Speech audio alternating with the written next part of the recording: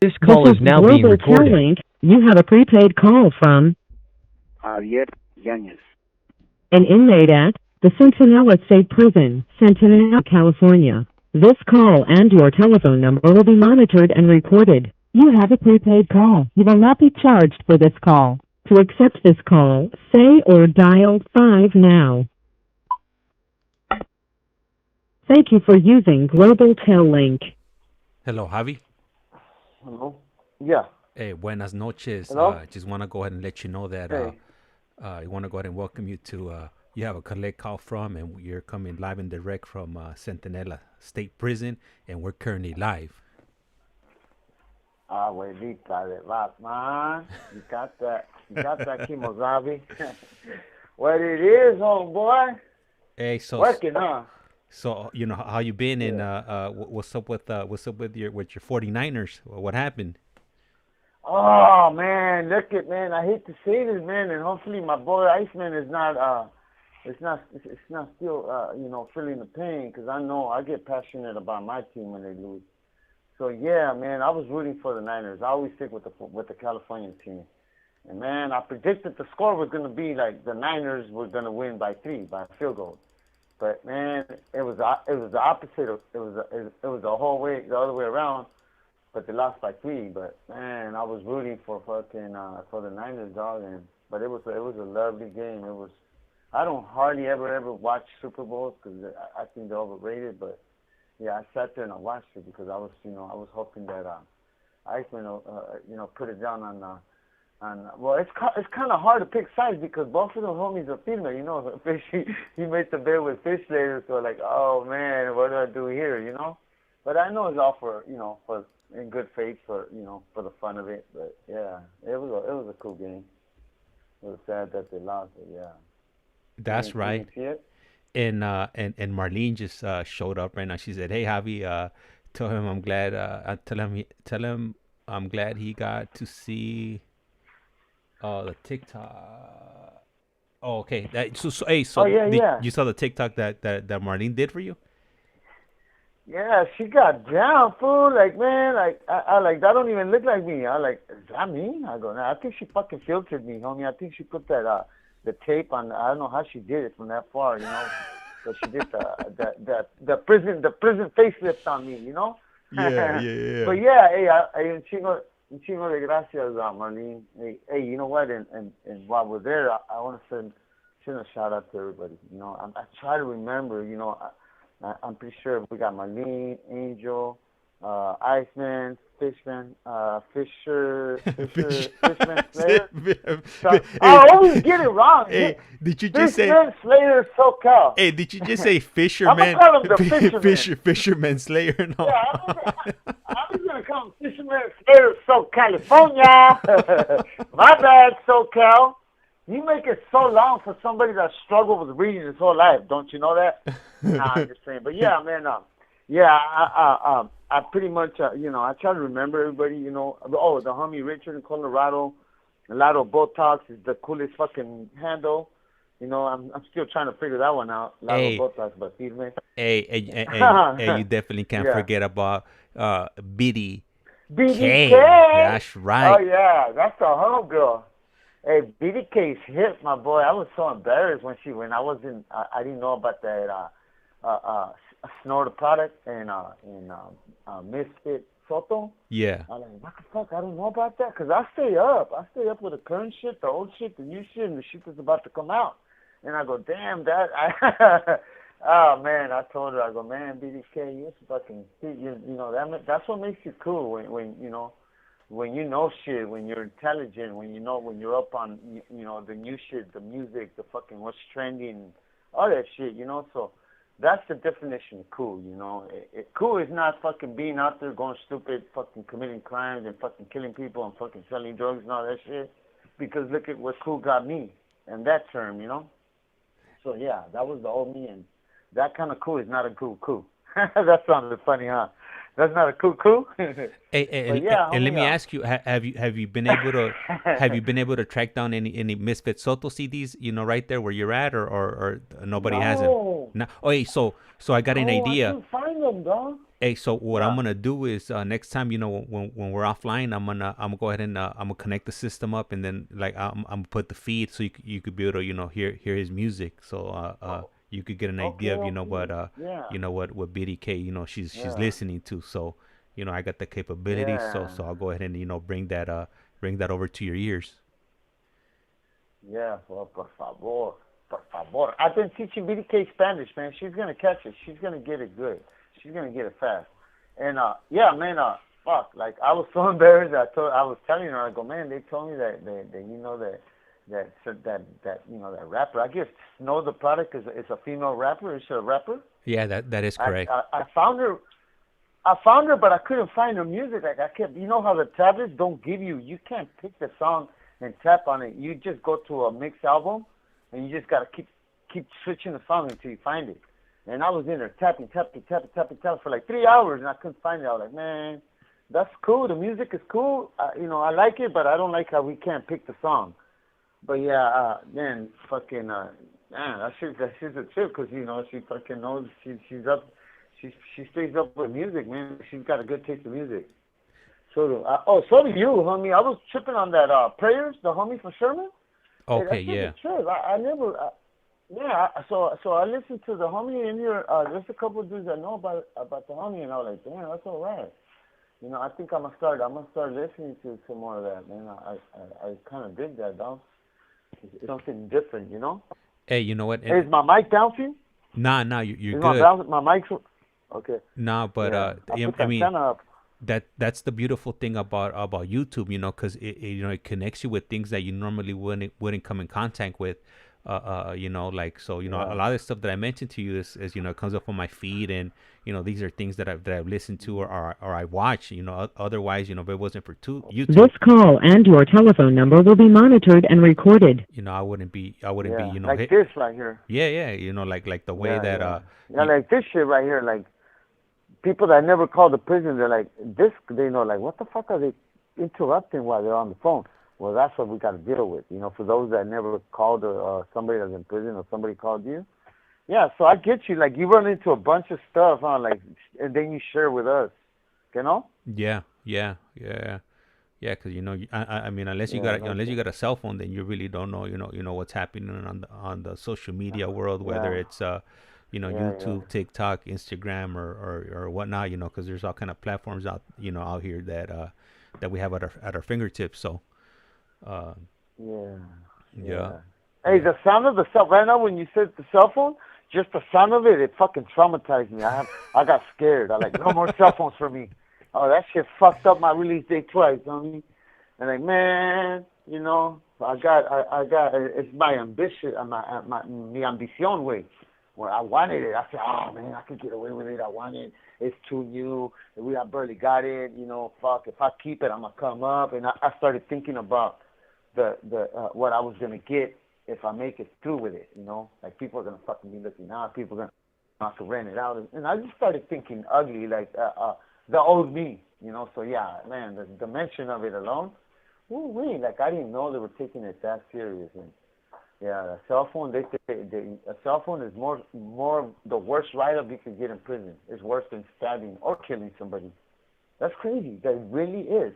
Like I've seen people that fucking don't kill somebody, and still get a fucking release date. It's crazy. But yeah, Hey, man. you see somebody? Hey, homie. Yeah, Yeah. yeah. Look it, homie, and it's out there, out in the open. It's not a secret. Everybody knows this happens. So, okay. So this is going back to my very first, maybe my first my fifth year in prison. So there was a little homie from Orange County, and he was sent on a mission. They told him, hey, homie, do a chequeada. A chequeada, when you got to stab somebody on a chequeada, is just the butt cheek, the arm, nowhere near vital areas. Like, no, not in the stomach, not in the heart, not in the neck. So this fucking little youngster, he's short, so I guess he jumped. He tried to reach because the homie was tall, that he had to check. And he hit him in the neck, and he was playing basketball. And this fool started shooting. I mean, the fucking blood was shooting out like a water hose. That's how, because that fool he was playing basketball, so his blood had a lot of pressure in it. And this fool bled out like instantly, like he couldn't. Nobody could stop the bleeding. So this fool, he went to the hole. CDC found him guilty for the murder because he had a release date for 3 months after that. He was going home in 3 months. But CDC found him guilty for the murder, so they gave him a 36-month shoe term, right? But the district attorney in the streets, the courts, the state did not pick up the case on him. But because CDC found him guilty for the murder, CDC had to release him because they didn't give him no more time. But he is guilty of a murder, so they let this fool go. But if he comes back, he owes 36 months shoe term for a murder. But you know what? And that's the craziest shit, homie. No, but that's the craziest law ever. But trip out on this. You know, on murder cases, there is no statute of limitations. So if the DA ever wants to pick that case up, they do have that option of doing that. Oh yeah. Yeah. So I mean, you know, event. I mean, I don't know, you know, but you know, he does have that hanging over his head, you know, and if you know if they want to, they you know, pick him up on that, if you know, and prosecute him on that. I'm not sure why they didn't do it, but you know, I mean, more, you know, it is what it is, right? That just shows you, it's crazy, boy. Like, that just shows you, like, some people have all the fucking luck, and here I am, doing good. Motherfucker didn't kill nobody. Motherfucker set up a drug deal, and the shit went bad, and I had to keep my mouth shut, and it took motherfucking 30 years already. But, like, you could be doing so good, and like, everybody else is getting all the blessings. I'm blessed. I'm very grateful for everything I have. I love everything that's happening with me right now. You know, I'm not complaining. I'm not sitting here and complaining. This is way past 30 years for me to sit here and fucking cry over spilled milk. I'm just saying, like, you know, so people out there know, you know, the shit that we go through, you know, and people are listening, and kids and moms could tell their kids, and kids could tell their brothers, and brothers could tell their sisters, hey, trucha, you know, watch where you take it, watch what you do. And yeah, that's how quick and easy your fucking life could be fucking snatched and shit. But, yeah, homie. So, yeah, this fool got out. And trip out on this. So, like, 7 years later, he got busted for carjacking. So he came back with a life sentence anyways. A kidnapped, carjack. And I told him about it. I go, hey, fool, did they ever pick up on that one shit? He goes, nah. You know, CDC just fucking, that's just show you. CDC, I don't know how the hell CDC found him guilty because they have nothing against him. Nobody came forward. They didn't have cameras. They didn't catch on camera. Nobody was telling them. It was just fucking what CDC believed could happen, you know? And it's crazy. That just tells you how corrupted it is in here. Like, CDC, you'll never get a fucking not guilty on a write-up. You know? I ended up getting one, and I was on a fluke. Remember the one I was telling you about the safe? And I was on a fluke. And that's because, like, wow, now when I am really guilty and when this had all this shit, they want to find me not guilty. Like, they got the shit ass backwards, but... man, all I could do is exhale, dog. Javi, so we got HG, and they have a question. They want to know what was your crime and how long did you get? Okay, so my crime was 187, the first degree murder, and they gave me. Oh, okay. So the original case was first degree murder, but the jury found us guilty. It was supposed to be murder robbery. The craziest shit, and they acquitted me of the robbery, you know, because they're saying they robbed them. This call and your telephone number will be monitored and recorded.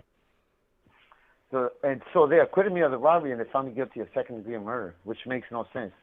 That alone, you know, because the dude got shot like 28 times. That's not second degree, but it just tells you the corruption. Like they got mad that they acquitted me on the first degree, and so. Just spitefully, they threw in another jury. So, yeah, that's what happened. I got busted for that, and they gave me second-degree murder, and they gave me 31.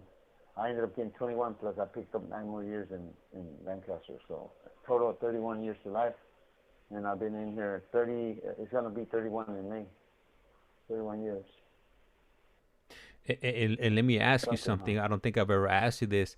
At the end of the day, you know, was it worth it? You know, everything you were involved with when you were on the streets. Do you think it was worth it? No. You have 60 seconds remaining. Damn, this shit just flies, right? No, it wasn't worth it. Hey, this shit's crazy, homie. Like I'm a big ass clock. I lost my little watch. I had a little watch. But it's one of the little taps. You got to tap on, and then it comes off. And the minute you just don't touch it, it turns black again. It's just a horrible watch. But yeah, so it's not worth it. It wasn't worth it. But I'm gonna tell you this: my mom's always telling me, Mijo, I tell her, Mom, don't feel sorry for me. Because when you feel sorry for me, you just remind me of what happened. Just don't feel sorry. I'm happy. I lived and I had everything I could have possibly wanted. Like, people right here probably could die 3 times and come back to life and not live the shit I lived. Like, I had it all, Mom. I just didn't bring it around you. I was dumb. I didn't know how to manage my money. I only saved very little. When I got busted, I only had like 80,000 in my name. Hey, call me back. All right. So he should be calling us back shortly. As soon as he calls me back, we'll go ahead and continue. So I wasn't planning on going live tonight, but he called me up, after we got off of work, and then I asked him to call me back at 11. When my daughter and wife were, we were gonna be going to sleep, so like that, I could, at least spend some time before, with my daughter and my wife before they went to sleep.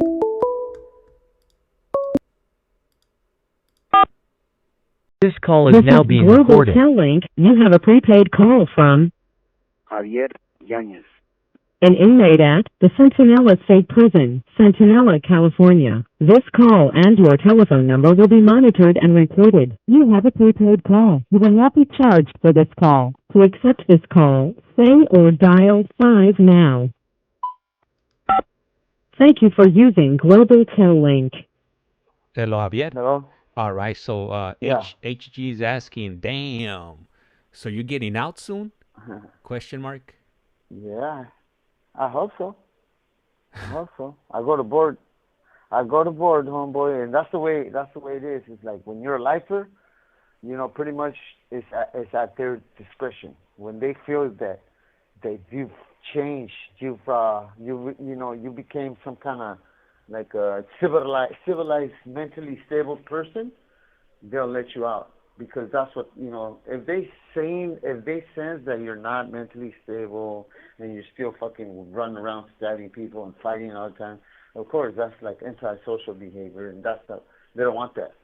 So I want to say and I want to believe, last time I seen the board, they pretty much promised me. They had a young commissioner, and he told me, Mr. YANEZ, what the hell, man? Look it, man, you got to give us something, man, You got to give us something. You've been in prison 3 years. You ain't done shit. And I told him, look at where I've been. Look at where you guys got me. You guys don't want to give me nothing. You guys don't want to give me no kind of breaks, no kind of love, nothing. Just 180, level 4, 180. I don't think nobody's ever done 180, level 4 like I did in the history of fucking CDC. I could guarantee you that. Because when the counselor heard and seen my case, he's like, what the fuck? He goes, why are you still here? I go, I don't know. I'm asking you guys. I was 270 eligible. You guys never sent me. But yeah, so I was stuck in a twilight zone in that prison. They didn't want to get rid of me. I kind of want to say that they were using me, dog, because I was fixing all this shit, Hey, low key on everything, dog. Like, these motherfuckers probably just like me around because every time the little fucking, they got TVs in the tower, they got fans, they got fucking electronics too, and so many times they call me, hey, YANEZ, my fan broke down. Would you fix my fan? I sure, shoot it, and I will fix it. Their TV, everything, you name it. Their refrigerator, because they got to eat, right? So they got a little microwave and a refrigerator, and that shit would break down, and the fruit would go rotten. So they needed somebody to fix it, and that's not under fucking what's it called, work detail for maintenance. That but prison hires. Yeah, it's crazy. So yeah. But to clarify, you're talking about the cops asking you to fix their fans and refrigerators, or who? Yeah. The cops, my boy, the cops. So that's what I'm saying. Like, sometimes I want to say, like, because I told the counselor, I go, well, man, homie, like, he's like, hey, YANEZ, but then again, you never wanted to go to your committees and your annuals. And I laughed at him. I'm like, come on, homie, like, you guys already got the shit already written. You guys already know what you're going to do. Me going in there is not going to change nothing. And that's the way it used to be, so I was stuck in the old ways. But it's changed. Now you could go in there and tell them, hey, man, can I get a transfer closer to my mom's house, or can I get a hardship? And, man, I was missing out on so much because I had given up. I had no faith and no belief. I felt everything was just so fucking... This call and your telephone number will be monitored and recorded. I thought everything was like a kangaroo court kind of system, like everything's already written. You just go for show. Like, oh, how you doing, Mr. YANEZ? We're going to do this. But they already got it already. When you walk out, they already gave you a paper already printed out. And I'm like, what the fuck? You guys already knew what was gonna happen, and yeah, and like, then why even call me? So yeah, yeah, dog. I'm a complete different person now, and I mean, I feel so good about myself. I don't do drugs, I don't drink, I don't fucking partake in no kind of fucking illegal activities. I fucking, I try to be kind and nice to everybody because I want people to be nice to me because that's gonna help me, not get into little situations where I'm gonna get in a fight and shit. Because you can't get in no fight at all. When you're a lifer dog, they got you by the balls. I mean, like, you can't do nothing. You got to straight arrows, like a straight line, homie. You can't wiggle side to side, man, because that little, even missing a appointment to the doctor, they consider you using that time or that spot because you refused to go for appointments. And even though you got the right to refuse medical attention or medical, they still write you up because you didn't want to go to the doctor.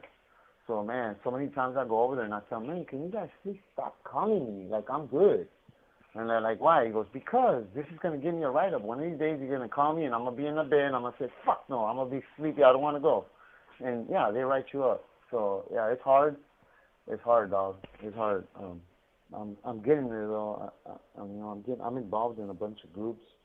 The latest one. Remember what's the name of the latest one? Throw it out there for them to hear the nombre of it. The CGA, the gangsters, the criminals, gangsters, or ¿cómo se dice? It's called Criminals and Gangsters Anonymous. That's a gang. That's crazy. And gangsters. It's like a AANA. Yeah, and they fucking signed me up for this shit. I'm like, what the fuck? You guys consider me a gangster? Firme. Because I'm out of the norm. Like, I've always wanted to be different. I didn't want to be in here with my chest all pumped up because a lot of dudes get all pumped up because they're busted for murder and they're like, yeah, I killed somebody, and they want everybody to know, yeah, that fool killed somebody. Trucha. And me, I'm the opposite. Like, man, I don't even ask me, because it's not something to be proud of. It's not something you want to glamorize. And so, yeah, there was a murder and somebody got killed, but, also there was a lot of pain. There was a lot of hurt on both sides of the family. His mom, my mom, his dad, my cousin, my sisters, everybody's hurting. So, yeah, I'm way different. I never walked hard. I never fucking try to fucking be, stand out. I never liked ordering people what to do, fucking none of that, dog. And so my whole term, I've always fucking got doubted, and I think that's where a lot of my fights came in. People would think that because I'm so nice that I'm soft, and then they will find out a little too late that I'm not, And so that's something I've always had to deal with, dog. I still get it sometimes. Like, people are like, until they see how mad I get, sometimes they're like, oh, hey, my bad, homie. Like, I didn't mean it that way. And I'm like, yeah, it's too late for that. Like, what the fuck? You see, I'm single cell status for a fucking reason, homie. They don't give it to you. And so, yeah. Hey, so let me ask you. Crazy, dog. Yeah. Let me ask you something. So, on your journey, you've been through a lot of things. We had the youngster that ended up throwing that hot pot on his cousin. Oh, yeah. And then we had the wheelchair bandit. Then we had the one armed or the one leg celly that you had that was like 51st dates. Yeah. Then we had your family. Your brother-in-law passed away. Then we had we had the 20. Not like getting busted bringing me dope. Remember that one? Yeah. Oh yeah, that yeah. That's the worst one. Then we had the 2024 or the 2023 chili lime shortage, and that one was crucial. Motherfucker. Hey, fool, you had me rolling. I was like, yeah, you got it. Then you hit me with the chili lime. Calmado chile limoncito. Hey, so. Oh, my goodness, bro. Yeah, no, you got it, though, homie. You got it. The 2023 chili lime shortage in the CDCR. Hey, my boy, there is a shortage. It's funny that you say that because I don't see the motherfucking chili limes no more. I'm like, what the fuck happened to the chili lime? But hey, now we sell limes. I mean, they're slick. They got this little plastic, little round thing that looks like a real lemon, but it's just juice, concentrated juice. So I think they're hinting, like, here's your motherfucking line, motherfucking crybaby. Buy the fucking line and throw it on the sofa, you know? Hey, Yeah, so they saw a little fucking so weird so line. Marlene just Yeah. asked right now. So she's asking if you're found suitable, would you do a follow up with us? Like once you hit that once you hit, For sure, homie. or you're just For gonna sure, disappear dog. on us? Look it. You're gonna ride up into the sunset. No, look it. I am a man, and anybody would tell you here, I'm a man of my word, dog. I take pride on that because I don't see it. It's not a normal thing in prison, dog. So when I do it, it stands out, and I like people to know me for that. If I borrow a soup and I tell you I'm gonna pay you tomorrow, and I don't give it to you tomorrow, guess what? The next day I'm gonna give you 10 soups because that's how bad I feel about not coming through, and that kind of fixes the 1 day delay. Even though they're like, no, you don't have to, because they know me. I force the 10 soups on them because that's who I am. So yeah, for sure, my mission is to get out and try to help, you know, others that are in the same that were doing the same thing like me, you know, selling drugs and trying to make fast money and trying to live that lavish life, and we're trying to fucking glamorize gang stuff and gangsters and fucking drug cartels and all that shit. Because they, you know, they look up to a lot of them dudes. You know, a lot of youngsters are abandoned. They have no, you know, sometimes all their brothers are in prison, or they have no brothers, or they have no dad and they have a mom, but the mom don't give a damn because the mom's fucking a crackhead herself. You know, so a lot of people fall into that, you know, and they fall into that fucking fucked up path, and you know, they make these wrong choices. So I want to make a change, dog. I want to make a change. So I would love to come back and. You know, I'm practicing. Like I can't believe I'm even doing this. You know, remember I told you guys from the beginning. I had shut down. I was in a dark hole, and I would only reach my hand out to talk to my mom and my dad and my sisters and my brothers and my cousins, and then I would bring my hand down and I would just sleep or work out or draw, and I would just stay away from everybody. I was just. I'm not gonna say depressed. I was just felt like I was just so tired of letdown and lies and fucking conniving cowards, fucking betrayal and all that shit that I didn't want to put myself in the spot like that no more. I didn't want to fucking fall in love. I didn't want to meet a girl, nothing. And yeah, for sure I want to do something. You know, I want to leave a mark, and that's what I want to do. That's right. Hey, so Marlene, she just wrote another message. Also, she puts would love to see him. I would love to see him a free man. He needs to do a FaceTime with you, James. This call and your telephone number will be monitored and recorded. As a matter of fact, okay, what say? She would love to see you as a free man, and then that we should do a FaceTime, you know, a video visit. Actually, we were gonna do a video visit today, but you guys were locked down today, so it didn't end up going down. But yeah, no. Definitely, you know, with Javier, you know, anytime he has any of those free video visit, he does call in. Yeah, so hopefully, you know, this week we're able to, you know, do a face to face, and maybe if he shaved his head, maybe he could do a prison facelift, you know, live and direct. Hey man, everybody's in for a surprise. I mean, my head is tatted, homie, but that's how much of a recovery and how much of a change I got, dog. That I'm embarrassed of my fucking look. Like, I look such a fucking, like, I look at them fools, the other fucking MS gangsters over there in Salvador, all tatted up in their head, that I would hate to be misidentified as one of them, you know? Because a lot of them dudes, you know, they don't care, dog. They'll kill little kids, and it's like nothing. And they're real vicious, you know? That's why they got it so hard over there in El Salvador. So I'm embarrassed of my tattoos. I'm trying to take them off, but you know, after I go to board, I am going to shave my motherfucking melon because I don't like hair on my head. I like being bald. I like to shave my head, and I miss my shaved head. But because my mom asked me, you know, mijo, let your hair grow before I pass. I want to see your hair. And I'm telling my mom, I have no hair. Don't do that to me. She goes, yeah, you do. I go, look it, Mom, I don't. So I promised her, and man, isn't that something? Like, what can I do now, right? I get laughed at all the time because my hair's going through the ugly stage. But it's starting to comb back, and I'm gonna tie it like in a little ponytail on the back, and bam, I'm gonna bust out. I'm gonna take out my hat and a beanie, and I say, damn, motherfucking Javi, what's hello? And you can see the tattoos. You can still see the tattoos on the sides and the forehead and shit. But Yeah, homie. I'm so ashamed and regretful of a lot of choices, especially the tattoos, man. Because that one really hurt my mom, my dad. They cried when they came to visit. They're like, "What the fuck did you do?" And I'm looking, I don't know. I was hella high, mama. I was fucking high as a motherfucking kite. All I remember is my silly saying, "Hey, it's coming out bad." Or go to Latina, handle. Yeah, I mean, we were fucking bloated. We were fucking so fucked up that day. He did that whole head. He did my whole head like in 6 hours. And then the next day, my head was like, he did good because I wasn't bleeding. It didn't swell up. But I seen it. I like, it's cool. I love the artwork.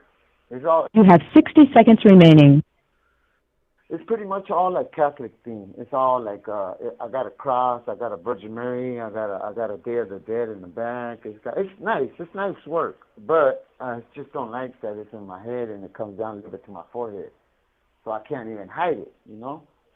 So, but yeah, for sure, dog, it's a major, a huge change for me, and you know, being able to talk to you guys and just talk out there for so many people that can hear me. And, you know, I know there's going to be the people that are going to be talking shit. I already seen it. I already heard it. The fucking trolls, the haters, you know. Like I mentioned in the past, one of the officers in here was hating because I was, you know, throwing them out there, telling the truth about how they do shit to us too. And so what he decided to do was he decided to smear my name too. Not in a bad way, but he just being an asshole, you know, like, oh. All right. So as you guys know, or should be familiar by now, these calls are only 15 minutes long. So he should be getting us, we should be getting connected back with Javier as soon as, he calls us back or calls in. And I told him last time, if he doesn't start picking up the pace, we're going to have to go ahead and get him the jitterbug so he could start making these phone calls a little bit faster to call in. So you guys don't have to wait around that long. Anyhow, he's definitely getting faster.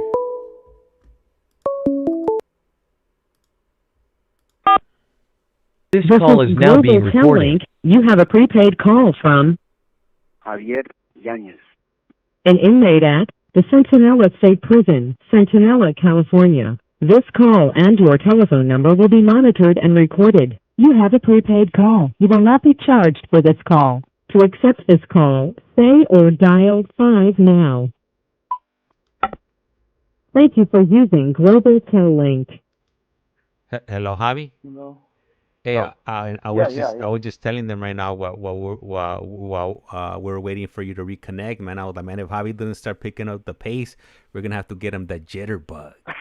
I know where you're going, motherfucker. You go with the jitterbug, huh? Bust out the jitterbug, old man. Nah, I mean, hey, man, I love it. Hey, I love the way you know what? People say that too. I've gotten a couple dudes tell me, like, even Iceman and I believe Fischler say too, that you feel and I feel more comfortable when me and you are talking, but it's because we both have that same problem, right? With the AD, what is it? AD. I have the high definition. Yeah, yeah. ADD or whatever. Yeah. So I have it too. Uh-huh. So two people could work together, and and so yeah, man, I thank you so much because I wasn't able to do this. I wasn't able to do this. I think everybody. And I was so embarrassed. I was so timid. I would only talk to you if, like, I would drive up to the yard and people wouldn't even know me until like after maybe like 6-7 months, and they would see me. And I don't like to be the one to approach people and introduce myself to them unless you're my neighbor. So I try to keep my circle small. The less people I know, the better. That's always been my fucking motto of operations. So like, okay, it works. It's been working. I made it 30 years. I never got sad, none of that shit. So it's good. And so I want to believe that the way I do the time is the way you want to do it. You know what I mean? Hey, so I remember like months ago, El Presidente was like, man, I got somebody for you. I got somebody. Uh-huh. Man, this guy, he's nonstop. Man, once you get him going, man, you can't. Hell yeah.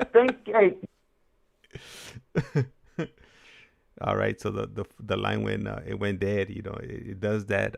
Here and there. Hopefully, it'll be connecting shortly. Early on, we were talking before we started the live, and it went dead, and I ended up disconnecting like after a few minutes. But then there's this issue with the GTO tablets with that. Even if you hang up, the system thinks that you're still on this call, and then it won't let them reconnect until the 15 minutes have run its course. So hopefully that doesn't happen now, because that's what ultimately ended up delaying me starting the stream, because we were originally supposed to go live at 11, but in the middle of the conversation, it ended up going dark, and then I disconnected the call, and then I was waiting for him to call me back, and then he ended up sending me a text message, informing me that he wasn't able to connect, that he would call, once the system thought that the 15 minutes were up. And yeah, sure enough, after that he was able to connect. And I'm not sure how many of you were on the live last week when I was talking to David and Jesse, and I had mentioned to them that my luggage on our trip did not make it back. Funny enough, I think it was either that day or the following day, I ended up getting a text from the airline company letting me know that my bag didn't make it onto the plane due to not clearing security. There was something in my bag that the security at the airport wasn't okay with. So in the text message, they were informing me that it was going to be located at the airport, and I could stop by and pick it up at any time, or I could reach out to them and reply to that text message they had sent me, and they would mail it out via FedEx. So I went ahead and replied to the message and let them know that just to ship it out, because I wasn't gonna fly over there, just to pick it up. And so I let them know what my address was, and to ship it to my home. Anyhow, I ended up a few minutes later, after I replied to them, I called the number back, and the gentleman that I spoke to informed me that they had already got my message, that I should be receiving my bag in the next 5 to 6 days. And I think this was I want to say like Wednesday night. And then on Thursday I received an email from FedEx letting me know that my bag was on the way, and that it was supposed to be delivered Friday. So I guess they sent it overnight, which was kind of surprising, because normally, when you get stuff, or items, shipped from another country, you have to wait, for them, for customs, to release the items, for them to go through customs. And then when they get here in the U.S., they have to go through American customs. And it cleared, both customs relatively quickly. And but then I guess one of the flights was delayed or whatever, so it didn't end up getting to the airport until like later on in the evening, and it was actually supposed to be delivered between, I think, 10 a.m. and 2 p.m. So so my bag's gonna get, hopefully, I'm still hoping, because anything can happen between today and tomorrow, that they end up delivering my bag tomorrow. You know what? I really don't have that many things that I care about in that bag. The only thing that I do care about is I have this belt. I have this leather belt in there, and with a belt buckle. Other than that, everything else, that's in there, it's replaceable. And that belt that I'm speaking about, I got it a few years back when I went to visit some of my cousins in Mexico, in el Estado de Mexico. And man, it's real leather. It's real nice, and that's one of my favorite belts. So, looking forward to getting reunited with that belt and that belt buckle. And hey, Marlene, I just This call and your telephone number will be monitored and recorded. I just read. I'm gonna go ahead and disconnect it, and hopefully he's able to connect. How many minutes? So we're ready. So I'm gonna leave the timer up there, so he should be able. If he's not able to reconnect, right now. He should be able to reconnect once the timer gets down to 0, so it's a little bit under 8 minutes.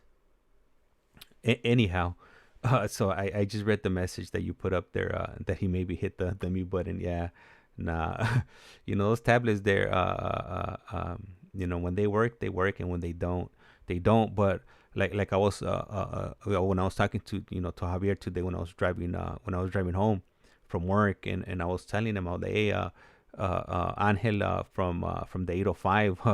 He needs you to make an antenna for us over here so we could shoot it over to Calipatria, because I thought you guys had it bad with your tablets, but Calipatria has it, man. They have it 10 times worse. I was like, man, at least with you guys, we were able to at least hear you clearly, and we might have issues here and there, but over there, their tablets are worse. You can't even make out you can't even make out half of that conversation. It sounds like it's like literally like underwater. So, and you know what I find interesting is that the conversation, it doesn't, obviously you can't make it out, but once that they make that announcement that these calls are being recorded, those sound perfect. So that leaves me scratching my head. How is it that this recording sounds perfect, but the conversation is just jumbled up, right?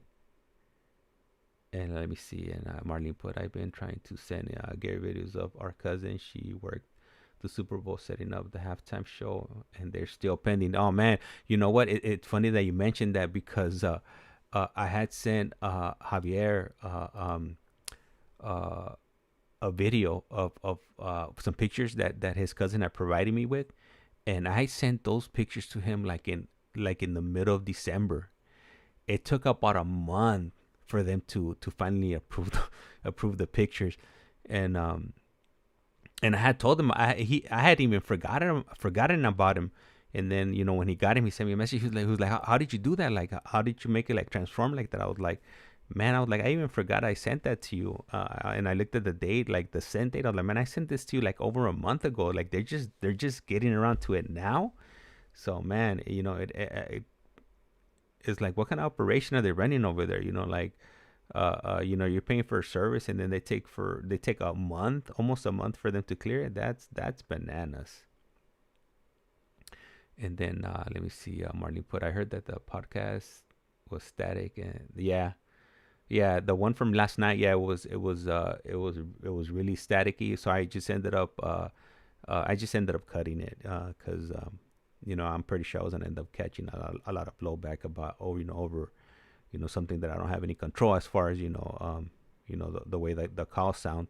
I think what I might end up doing with Calipatria, if it's a constant issue, is I might revert to pre-recording the calls, and then if they're good, then I'll go ahead and post them up. If not, then hopefully I'm gonna have to sit it out and wait till everything clears up. Hopefully they're able to fix that sooner than later, because I am I've made contact with a few gentlemen over there, and I'm definitely looking forward to to speak to them. One of the gentlemen I was speaking to was talking to me about a pilot program that they got, that they're only offering in 5 prisons, and they're only they have a very limited participants participating in this pilot program. So I've never heard anybody else that I've spoken to mention this pilot program to me. So I'm definitely looking forward to speaking to him to find out like the ins and outs of this pilot program that they're offering. If I remember correctly, he had mentioned that they're offering some type of certification or some type of license, by them taking this program, and once they come out of prison, they're fully certified and ready, pretty much to start their own businesses up. So I'm sure that's really exciting for people that have been incarcerated for numerous years, and they're coming out with some type of skills, and able to get into the job market and offer some some type of service to the communities they're going to be going back into. So hopefully like I said, I just got a message from Javier. Let's see what he put here. Let me see here. He said So he says, "Give me 2 more minutes. Don't bend it." I'm not sure what that means, but yeah, we should be getting. Let me see what the timer's at right now. The timer's about. So in about 3 minutes, he should be good to go. For him to call us back. Anyways, I'm kind of getting better at this, whole talking and whatnot, and I want to go ahead and give you guys an update. So, like over the last few months, we've been having some work done on our home here, and I'm gonna have my own like studio room where I'm gonna go ahead and start running my YouTube live stream from, and so I'm definitely excited to get that off the ground. Hopefully in the next few weeks here we're almost done. We're gonna the only thing that we're missing now is I gotta add some coats of paint to the walls, seal up some stuff, and have a new floor put in. And once that's done, then I'll go ahead and start moving my equipment over from from one room to the other, and I'll have my own space to start running these lives, and add a different touch than what I'm currently doing. I have a different vision of as far as the visuals I want to have on screen in the future once we finish setting up the room I'm gonna be streaming from. Which reminds me, I need to go out and or order actually, because who actually goes into stores anymore to make purchases. I'm gonna be buying some it's like this foam like to reduce like I guess echoes in a room. We currently don't have anything in the room right now, so I know whenever I've made phone calls, the first thing they mention is that they can hear the echo. So I guess with that foam, it deadens the sound or prevents you or from the microphone picking up the echoes when you speak. So anyhow, let me see. All right, there we go, like clockwork.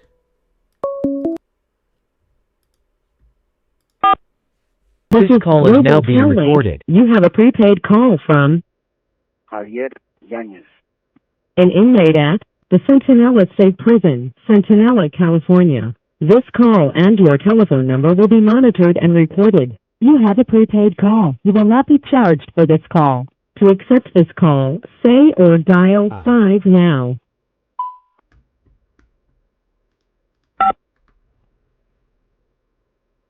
Thank you for using Global Tel Link. Hello, Javier. Hey. Hello? Hello. Man, that shit was... Yeah. No, yeah? Yeah. Yeah, so I was just kind of like trying to maintain, while I was waiting for you to come back. I was giving them the rundown on the room, that I have planned. Three-way call alert. And they got us. Anyhow, Biddy K just dropped a message on here. She says 1K subs. Well done, James, on the way to 100,000, man. That's definitely the dream right there. Hopefully, we're able to crack, start hitting some numbers. But we'll see what happens. We do, we don't. All I could do is just keep on putting out this content, and hopefully, I become a lot more comfortable in front of the camera, and and speaking and whatnot, and I'm definitely looking forward to see what this year and YouTube has in store for this channel. Okay, no, Javi. Oh, did we lose him again? Hello. For a minute there, I thought he was eating. Yeah. Now I'm here. Oh, okay. So trip out. So your logo is gonna be CollectCallFrom Chile Limon, and there's gonna be a little lemon behind the bars. That's gonna be the little logo. On a little jumpsuit and shit, like a fucking Mr. Potato Head with a lemon. It's gonna be Mr. Lemon Head. Hey, that's a good one, huh, Mr. Lemon Head. Nah, homie, yeah, I get you, dog. And you know what, man? I'm glad you waited, because so we're still on, right? We're on? Yeah, we're on, yeah. Okay. So I'm glad you waited, so that way they know what happens. So okay, at 12 o'clock every single night, they reset the tablets. They turn them off, and then we gotta wait like 5 minutes. So that was a reset. The way it cut us off. Oh, that's right. Yeah, I forgot about that. Yeah. Yeah. So, but because I was already in a call, yeah. my time kept running as us still being on, so I couldn't call until the 15 minutes were up. So we trucked it. In other words, so. we should have ended the call before. Yeah, midnight. We gotta be up on that, homie. Yeah. You know what? I'm gonna make a list of things to improve on, right? And like you're doing fucking good, bro. Like, hey, homie, you're fucking getting good at asking questions, and that's what I've been telling you. You have to don't feel like you're gonna interrupt. Like a lot of times, in the beginning, you used to feel like, oh, go ahead, no, you go, I go, you go. Nah, whoever's got the loudest voice is gonna take over the conversation of every conversation. I don't know if you noticed that. Even in politics, when they're talking, they go, excuse me, sir, and that motherfucker's still talking. Hey, negative. You can't cut him. So negative. Hey, negative. I could just mute you. What are you talking about? I could just mute you, and it'll be only my voice. Yeah, hey, I'm a beast, huh? Hey, my mom's like that. Everybody tells me, everybody, in my neighborhood, oh, man, everybody oh, shit, here comes Doña Paula. But she's got good combos, so everybody, they don't mind. Okay, what's the story for today, Doña Paula? And she's got such good, it's never ending, and they're all, on, actual shit that she went through as a kid, and she's always got she's got her whole life to tell, and she never forgets. She's got it. She remembers, maybe her whole life, because she's got a story every day of what happened, one time this, one time this.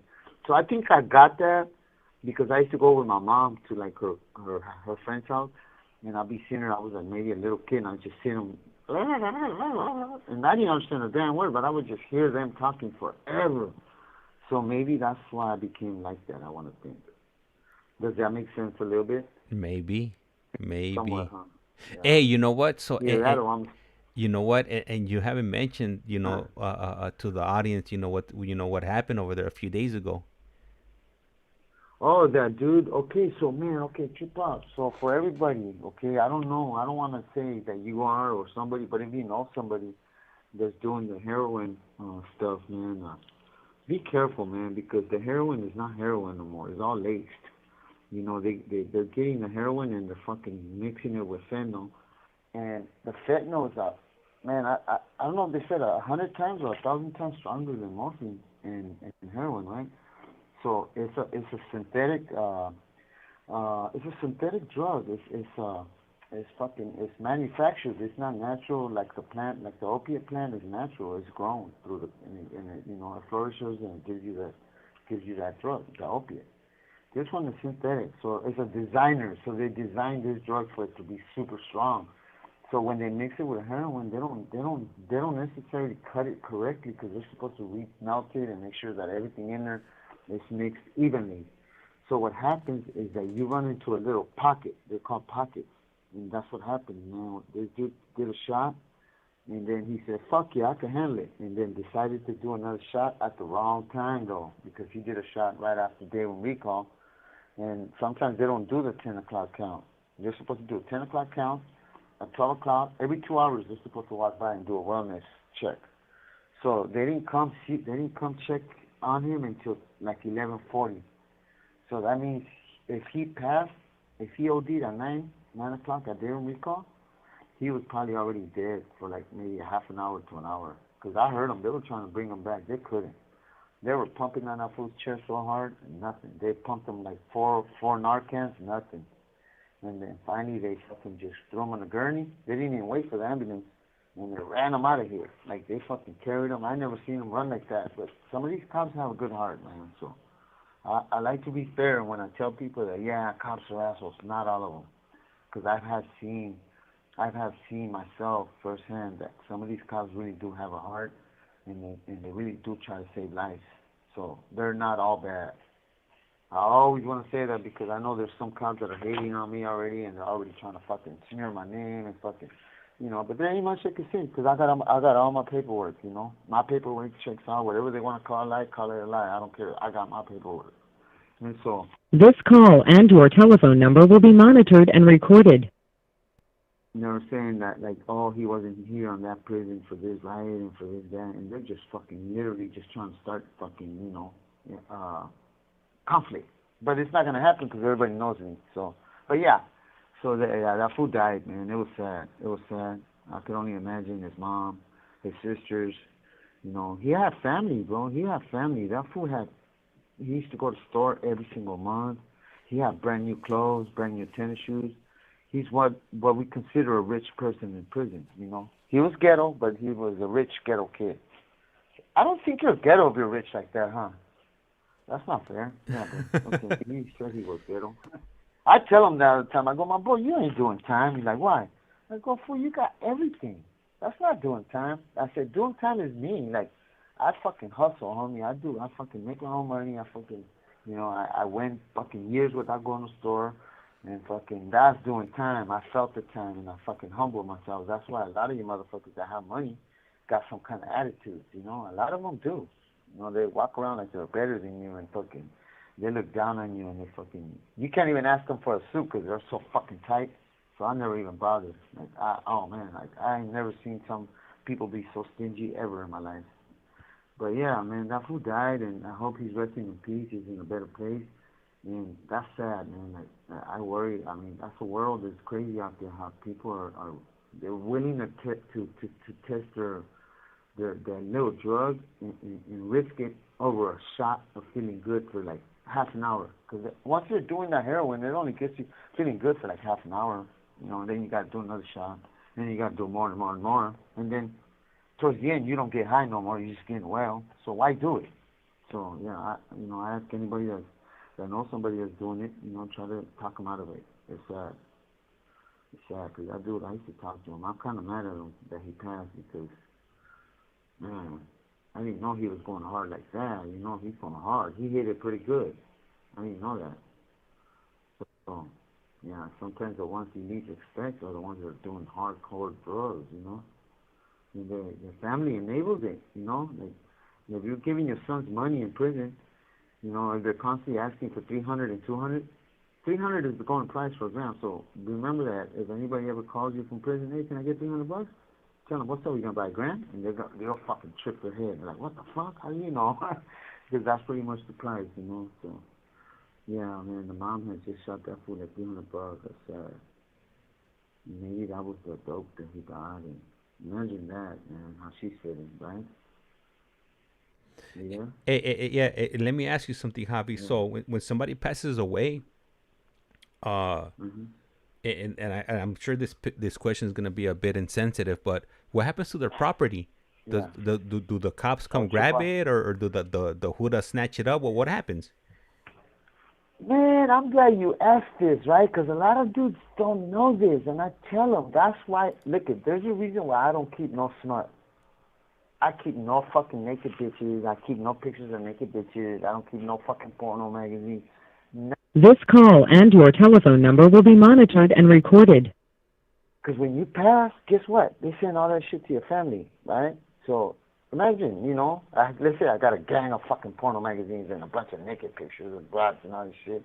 And I pass, and they send all that to my mom. And my mom goes there and sees that. She's like, whoa, what the fuck? My kid was a straight maniaco. Straight maniaco.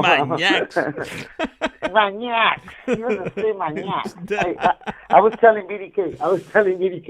Hey, man, I told her, whenever you see somebody getting kind of like perverted or kind of like horny or whatever, tell them, you're a straight maniaco. And she started laughing. But that's what they do. They call the next of kin. That's why every year they make you sign a paper called next of kin. Like when you die, who do they give the body to? Who do they call? And where does your property go? And your property goes to your family. So yeah. But what about if your celly's a straight scumbag and do you have your? He's gonna steal all your shit. I've seen it happen already. Look it. Somebody laughs when I say that word. Look it. Is that a word? Look it? No, huh? Look I made that it. up, I think. Look it. It's supposed to be look it. I say look it. I put it together. So, in 1999 in Lancaster, I was in a day room and somebody kept looking into a certain cell. I think it was 108, and they kept looking. So I was wanting to be nosy. I go, why you guys keep looking in there? And I looked, and there was a dude hanging on the vent. He was dead, and he had a plastic bag over his head. And the celly was on the door, under the door, giving all this shit away. And I was like, what the fuck? He was giving this. He took his ring off. I guess the celly hung him and made it look like a suicide. And so everybody's going through the door because that fool's giving out shit, free shit, right? And like, I'm cool. He like tried to slide something to me. I'm like, I'm cool. I just got here. I don't want no problems. I don't know what the fuck you did. I'm straight. I don't want nothing. And people took his Super 3. He was just giving all his property away. So yeah, it happens. Like sometimes cellies, I could tell you that's one of the worst fucking incel prison murders I ever seen. Cause besides the dude that cut his celly's head off, but because that dude straight hung him, right? He hung him, and not only did he hung him, he what's that word called? He disfiled the battery, the body. Like Dismember? He disrespected. What's the name of that word? Oh. No, he disrespected the body. Like when somebody dies and you're fucking like stick stuff like pencils in his nose. No, that wouldn't know. Designated, yeah, desecrated. Desecrated, Yeah, right? you got it. Okay, Desecrated. yeah. Okay, yeah. He desecrated. It's called desecration of a human name, human corpse or something like that. And so yeah, that fool stuck pencil lids and pencils and then never crevices, stuffed them with toilet paper, all kinds of shit, you know. And so fucking, man, that was ugly, bro. That was ugly. And yeah, that fool gave all his property away. So I would never suggest to nobody. I advise them never take a dead man's property ever. That shit will probably haunt you for the rest of your life. Hey man, you should tell that to people. You know, when family members, you know, when people be passing away and they come and they raid their cribs. You know, they come take their purses, TVs, and jewelry. Man, it's crazy. You have 60 seconds remaining. It's a trip you mentioned that because my dad, look at my dad's been paying for my dad, his family, they own a gang of land in Zacatecas, a gang of land. So it was about to be, when you abandon your land, the country takes it back. You can't abandon, you gotta always have somebody posted in that land. That's the law they got in Mexico. You can't abandon it. If you do, you lose it. So my dad was paying somebody to live there and take care of it and tend to the land. You know, they had a little bit of cows and horses and all that shit. But my grandpa and my grandma passed, and nobody wanted to live there because it's a ranch and they kept it old school. So my dad continued to pay for everything, and they didn't know that my grandpa had left a bunch of money. And then when my dad got the will, he was in the will, and all of a sudden all his brothers came around, and everybody was just using my dad. Hey, call back. It's about to hang up. Okay. I will. All right. So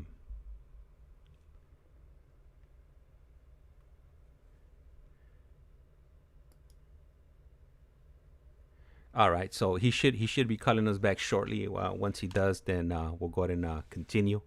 I'm not sure if you guys heard me mention earlier on, but I don't think I mentioned it on this stream, but maybe in the stream I did earlier on today or the day before that, or maybe in the last few days. But I'm gonna be off for the next few days, and hopefully I'm able to run some. Well, I have some.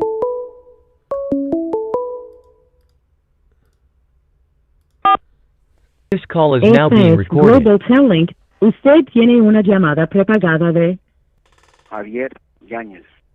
un preso recluido de la prisión estatal de Centinela, California. Esta llamada y su número de teléfono será controlada y grabada. You have a prepaid call. You will not be charged for this call. Para aceptar esta llamada, diga o oprima ahora el 5. Gracias por utilizar Global Tellink. Hello? No. Yeah. Yay. All right. Yay. So you were talking about land in Mexico or Mexico, and about how they were gonna take over the land, or the workers that your family had hired. So my dad. So okay, man, my grandma, my grandpa, we had no idea they owned that much fucking land. I know there's a ranch in Zacatecas called Los YANEZ. It's got our last name, but I don't know nobody. You know, I've been over here my whole life. I'm oblivious. I have no idea who's who, who's got what. I don't care. You know, all I care about is who you are and how you're gonna treat me when I get out. And I know I'm gonna treat you good because I know who I am. So, yeah, so they went over there to go, you know, because they found out that I guess somebody was trying to buy the land, or anyhow, there was money involved, and then all of a sudden my tios, they started, two of my tios passed back to back, so there was a couple, like in 1 year we had 1, 2, 3, 4, 5, we had 6 funerals in 1 year, so that'll run you some money, homie. That'll run you some money, because the burials ain't cheap. So everybody had to pitch in for burials, you know, for land, where to bury them, and, you know, they paid for the land and all that. So at the same time, there's money being dished out, and my dad and my mom are always the ones paying for everything. So, like, they're breaking their pockets. My mom and dad were the poorest in the whole entire family, and now that my grandpa and my dad and my grandma passed, like, you know, apparently my dad was the favorite, and they always thought that they were the favorite. So when they seen that my dad became like sole owner of the whole land, they were like, everybody became so nice to my dad, and all his kids, his daughters and sons would tell my dad, and my dad would refuse. My dad's in denial, so we don't no longer tell him because it hurts his feelings. So we just let him do it, like, fuck it. He's getting old. He's about to pass. Let him die in peace. Let him be happy, whatever. But we know what's going on. So, yeah, man, and yeah, it's sad, bro. Like, he's about to pass, and yeah, you know. Dispenser, I was eating some fucking trail mix. But I got a question, and you might laugh, right? How did I veer off course and we get into this? I completely Because forgot, bro. so you know, I had asked you about you know, if any incidents that happened right there in Centinela. You had mentioned about that gentleman that ended up ODing, and then I asked, Yeah. and then I asked about the property. You know, what happens to their property, and if Yeah. anybody ever does any scumbag moves where, you know, where they would Okay. snatch up their property, and then I made a comment about, Oh, yeah. you know, if you pass away on the street, then you got Okay. your family members, you know, pillaging your Oh, home but and there you go, ransacking. dispenser, homie. Yeah. Hey, man, that's a touchy subject. Every time I talk about my dad and my brother and my mom, you know, remember when I brought up my brother when my brother passed? My cousin killed my brother. My own cousin, my blood cousin, killed my own brother. You know, it's blood killing blood. It messed me up so bad that the way to make him still alive is I talk about him a lot. I make him present. Like, anytime I'm welcome to talk about my brother because he was such an amazing person, man. Like, he never hit me, he never mistreated me. He was like an angel, man. The more I try to find any bad in him, I can't find none. And I always ask my mom, I go, Mom, is it true? Because my brother never, like, he always treated me so good, you know. I miss him. He's the only one that really, really, really showed me what a brother is. And yeah, so since I kind of got a little emotional right there when I'm talking about my dad, because I don't know how I'm gonna take it. Even though he fucking beat me so much as a kid, I forgave him because he was thinking that's the way you fucking punish your kids, you know. Esta llamada y su número de teléfono será controlada y grabada. They used to tie that fool up and torture him, so he used to do the same to me. And so, like, man, that fool used to put some whooping on me. I was like, man, what a crazy life we living. I was thinking I was normal. But yeah, I kind of got sidetracked there. But yeah, man, I do pass, bro, and he's in a better place. And yeah, hopefully people, that'll scare people, you know. I always talk about it so people get scared, and I always do it. You know, I put a 10 on the 2. Like, yeah, man, you gotta be careful. They're saying that drugs got fucking poison, and, you know, I exaggerate to try to scare certain individuals that I think they're doing it, and you can still see it in their face, like, oh, hell yeah. Instead of not doing it, they're like, oh, hell yeah, I want to try that shit. You know, you would think people would say, oh, hell no, people are dying, I don't want none of that. Well, it's the opposite. When people see people ODing on this shit, what happens is more people want to do it. Because they're like, oh, yeah, I can handle it. He died because he didn't know he couldn't handle it. So it's sad, man. It's sad. Hopefully, the mom, man, is the worst thing. Is the mom losing a child. I've seen how bad my mom hurt when my brother passed. It really messed her up. It really messed her up. And she's strong. My mom's strong.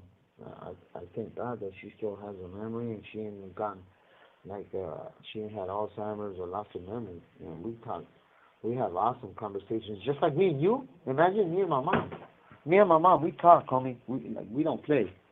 You know, we clown each other. We laugh hella loud, and we're obnoxious, and that's who we are. We tell my mom, I go, Mom, it's your fault. And she's like, why? He goes, man, Mama, don't shut up sometimes. She goes, Mijo, you're living. That's called living. I go, yeah, I don't know. I think that's called annoyance. Depending, you know. But yeah, I think you guys are people that tell me, hey, no, it's cool, you don't stutter. I always think I'm stuttering. I think I want to say the reason I keep talking is because I fear the silence moments. So my brain is working so fast that I don't want to become quiet because there's an awkward feeling every time it goes. Like right there, like awkward, like, oh shit. That's why sometimes I go, are you there? Help. Say something. Hey, so yeah, honey. So on your journey, I know you had mentioned to me that you had some type of medical issues. Do you want to go ahead and share that with the audience? I'm glad you bring that up. So, okay, first as a kid, my mom. Okay, so man, I don't know if I tell people as a kid, I got battered, homie. Not only by my dad, but by bullies. You know, I've gotten the brick to the head. I've gotten the bat to the head. You know, I've gotten jumped, fucking kicked, and, everything, you name it. And so I went through a lot of fucking head trauma. I got hit by a car when I was 7 years old. I had a Mickey Mouse shirt, and the Mickey Mouse face was white. But when I walked into the house, my mom seen the Mickey Mouse was red. And my mom said, what the fuck? Why is Mickey Mouse red? I didn't even know I was bleeding. Oh, shit, earthquake. Oh, shit. Oh, shit. Oh, shit. Yeah. Oh, man, it's rocking, boy. It's rocking. Are you sure? Oh, shit, you hear? Oh, my God, damn. No, mommy is great. Listen. Oh, yeah, I hear Listen. it. Yeah. Woo-hoo! That motherfucker shit in the pants. Oh, that shit was rocking, boy. Woo! That was awesome. Hey, every time that shit happens, hey, fool, I always say, okay, this is going to be that big motherfucker. Hey, this one was vicious, though. This shit was going side to side, up and down, side to side, up and down. And I had a feeling this shit was going because remember, they just had one in L.A. somewhere. And then there was one in Hawaii. It's still going. Oh, what the fuck? It's still going. It's I think it's a 5.3. Damn. Shit. Yeah. Damn. Did you feel it? Nah, I didn't feel it, but yeah, there isn't. It's a 5.3. So yeah, 5 is one of those ones that you're definitely gonna feel. Hey, homeboy, like that's what I tell you, homie. I always tell you, get right with everybody. Get right with mom. Get right if you're not talking to your brother. Like me, I gotta get right with my sister. My sister is mad at me because she lashed out on me and I got mad at her, and so I need to. My mom told me, Mijo, please tell your sister sorry. And I'm like, Mom, what the fuck? I didn't do shit. It's always me having to say sorry, but it's all right. I love her. She's my sister. Whether you want to believe it or not, Mom, I did nothing. But I'll tell her sorry. And I'll mean it, too, just to make her feel good and make me feel good. And so that's what I tell you, but get right with everybody, man. Like, it's not worth fucking dying or somebody passing and not being able to mend things, to reconcile with people and just pass through. We're all going to die, homie. We're not here forever. We're all going to die. Yeah, that's true. Yeah. So, yeah, I thought this shit was gonna go longer because I know it's gonna be in our lifetime, homie. The big ass fucking earthquake that's gonna break off LA. By the time that earthquake finishes, LA is gonna be right next door to San Francisco. Hey, don't. That's how big it. Hey, don't trip. I seen this movie. The Rock is gonna save us. It's called San Andreas.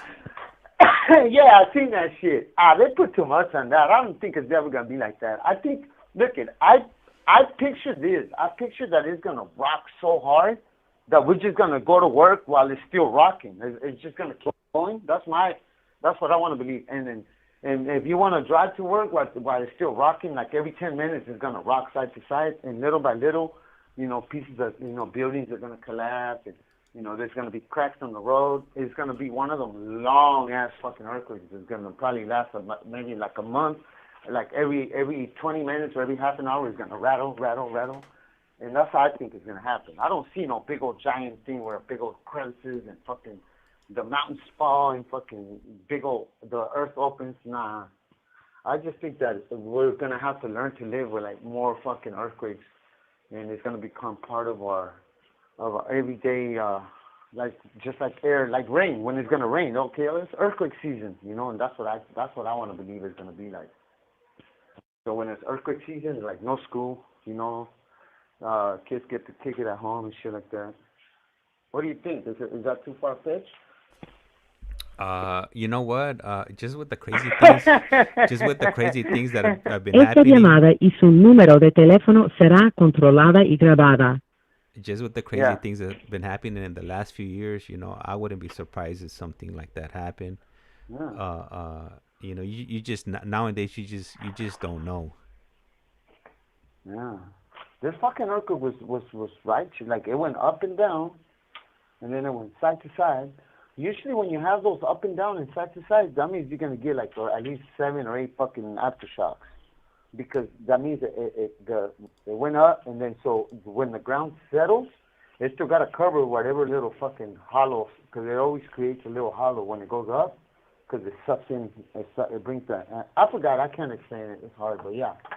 Best believe we'll have at least a few aftershocks, maybe within the next 10 minutes.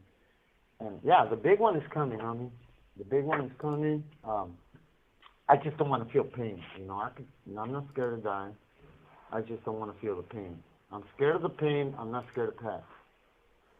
Right? Like, if you're going to pass, just pass. But don't fucking, the pain. Like, I would hate to get fucking, like, stuck in between a rock, my leg in between a bunk or something, and just fucking screaming for hours and nobody coming to save me and having to die like that. Oh, man. Hey, don't even trip. Okay, I'm pretty sure you'll be able to. You'll get a fan and you'll pull out the motor, and then you get a little. You'll make like yeah. you get a. You know what I just made? Let me tell you what I just my guys, don't boy. Like I got some. Like this shit is gonna get big too, right? So they give us these little glasses. They're like sunglasses that clip onto your regular prescription glasses. And you can flip them up and down, like they're just like little lenses, but they got like a little flip that like a little clip. So what I did, because I'm almost half, like I can't get my prescription right when I go to the doctor, so I gave up on going to the doctor for my eyes. So I make my own prescription. So what I do is I drill 2 little holes on the lenses, just the lenses, and I hooked up that little clip to the lenses, and I put those on my glasses, and they're like little, oh shit, here was another one. Damn, oh shit. I'm gonna go by the door, I have to watch it. Wait. Oh, there's another one? Le queda un restante de 60 segundos. Damn. Hey, wait, this shit's rocking. Damn. You got another one? Damn, it's still going. Oh, yeah. Damn, this one's a 4.8. Wow, it's still going. Yeah, 4.8. Going back and forth. Damn. Hey, every time it does it, I ran to, how they tell you to run to where the doors, because that's like the hardest, the most strongest part of every building is in between the doors. Don't go under the fucking tables. The tables ain't gonna do it. You gotta always go in between, like in the entrance of the door, because it's fortified the way they make them. Everybody, andan todos los culos ahorita. Everybody, andan todos bien escamados, güey. All right, yeah. So but hey, look. Hey, Marlene, are you feeling them where you're at, Marlene? Oh, okay. So the 15-minute mark, we just hit the 15-minute mark. So he should be calling us back shortly. Yeah, now technology is pretty amazing. I was able to look that up, and immediately, I was able to find exactly where the earthquake is happening at, and I believe it's El Centro. So yeah, right in that area, where the prison's at. So I'm pretty sure a lot of people are they're sleeping through it. They don't even know what's going on. Unfortunately for Javier, he's up right now. I kept him up, so okay. Nah, I guess so. Marlene, she didn't feel it. She might be a little bit, farther out. All right. This call is now being recorded. You have a prepaid call from Javier YANEZ. an inmate at the Centinela State Prison, Centinela, California. This call and your telephone number will be monitored and recorded. You have a prepaid call. You will not be charged for this call. To accept this call, say or dial 5 now. Thank you for using Global Tel Link. Hey, Hello? hey, Javi. Hey, you know what? You could just do what we used to do when we were in school. Just get under your desk and put your and put your hands. And put your head. Yeah, that was so retarded, huh? Put your head over your hand. Like, that's really gonna save you. Come on, homie. Hey, they used to do that nuclear test too. Like, in case we ever get a nuclear bomb, to get under the desk and put your head over your hands over your head. Oh yeah, you're really gonna stop a nuclear bomb with that, huh? Yeah. Crazy, boy. Yeah, homie. Hey, I want to say, homie, dispensa that I veered off course on the story and all that, but how about I try to get in a little bit so everybody get in as much as I can. That way, everybody kind of get an idea of as far as when I got sick, and then the next one I'll continue it. All right, is that cool? Yeah. Go for it. Okay. So, first I'm gonna start with my thyroid. I didn't know I had thyroid issues with my thyroid, so I don't know if people know about the thyroid. I got the hypo, but it's also hyper. Like my thyroid is too fast. I eat a cookie, I shit a cookie.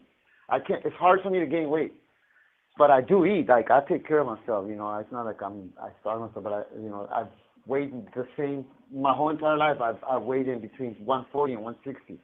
150 most of the time. And so I guess I didn't know my thyroid was fucked up. Sometimes I want to believe that, or sometimes I think that they make the shit up. The doctors make the shit up because they pay the doctors. The more they prescribe you pills, the lobbyists, they all get a cut. So they want people to take medication. They want to have people on pills because they get rich. The more they prescribe medication, the richer they get. So I would fear that. I was like, hell no, there's nothing wrong with me. So I would not take the medication. They would give me some shit called thyroxine or something. This call and your telephone number will be monitored and recorded. Hello? Yeah. Hey. Yeah, I'm here. Are you there? Yeah. Hey, did you hear that? Hear what? Hey, when this call, okay, that's okay. So I tripped out for a dispenser. I had a brain fart right now. I thought it was fucking the call starting all over again. So yeah, I guess I found out I had something wrong with my thyroid, and I was scared to take the meds. And meanwhile, it was really was fucked up. So by not taking the meds, it made it worse. So it turned into something called melancholy thyroid cancer. It's not much of a. It's not that serious. It's not like a. They don't have a high death. A lot of people don't die from that. A lot of people usually pull through. But it's just the process of going through the medication, being in the hospital and fucking. So anyhow, that one wasn't bad. I pulled through. I got sick twice with my thyroid and it was real bad, and I pulled through. I took all the fucking medication they gave me, the radiation, whatever the hell they gave me. And I'm gonna tell you, it fucked me up. It got me hella skinny. I lost my hair and then it came back. Some of it didn't. Like in my eyebrows, I noticed my eyebrows got thin in my hair. And so after that, I got fucking something called, it was some kind of a bone disease or a bone infection or some weird shit. And that one was like, it completely paralyzed me almost. Like I was becoming like non-mobile, like I couldn't move, fool. Like I just couldn't move. And I was in pain. I mean, the pain was fucking, I was screaming pain. And they didn't want to take me to the hospital. They thought I was faking. They thought I was doing drugs, and they thought that I wanted to go to the hospital just to get a shot of morphine.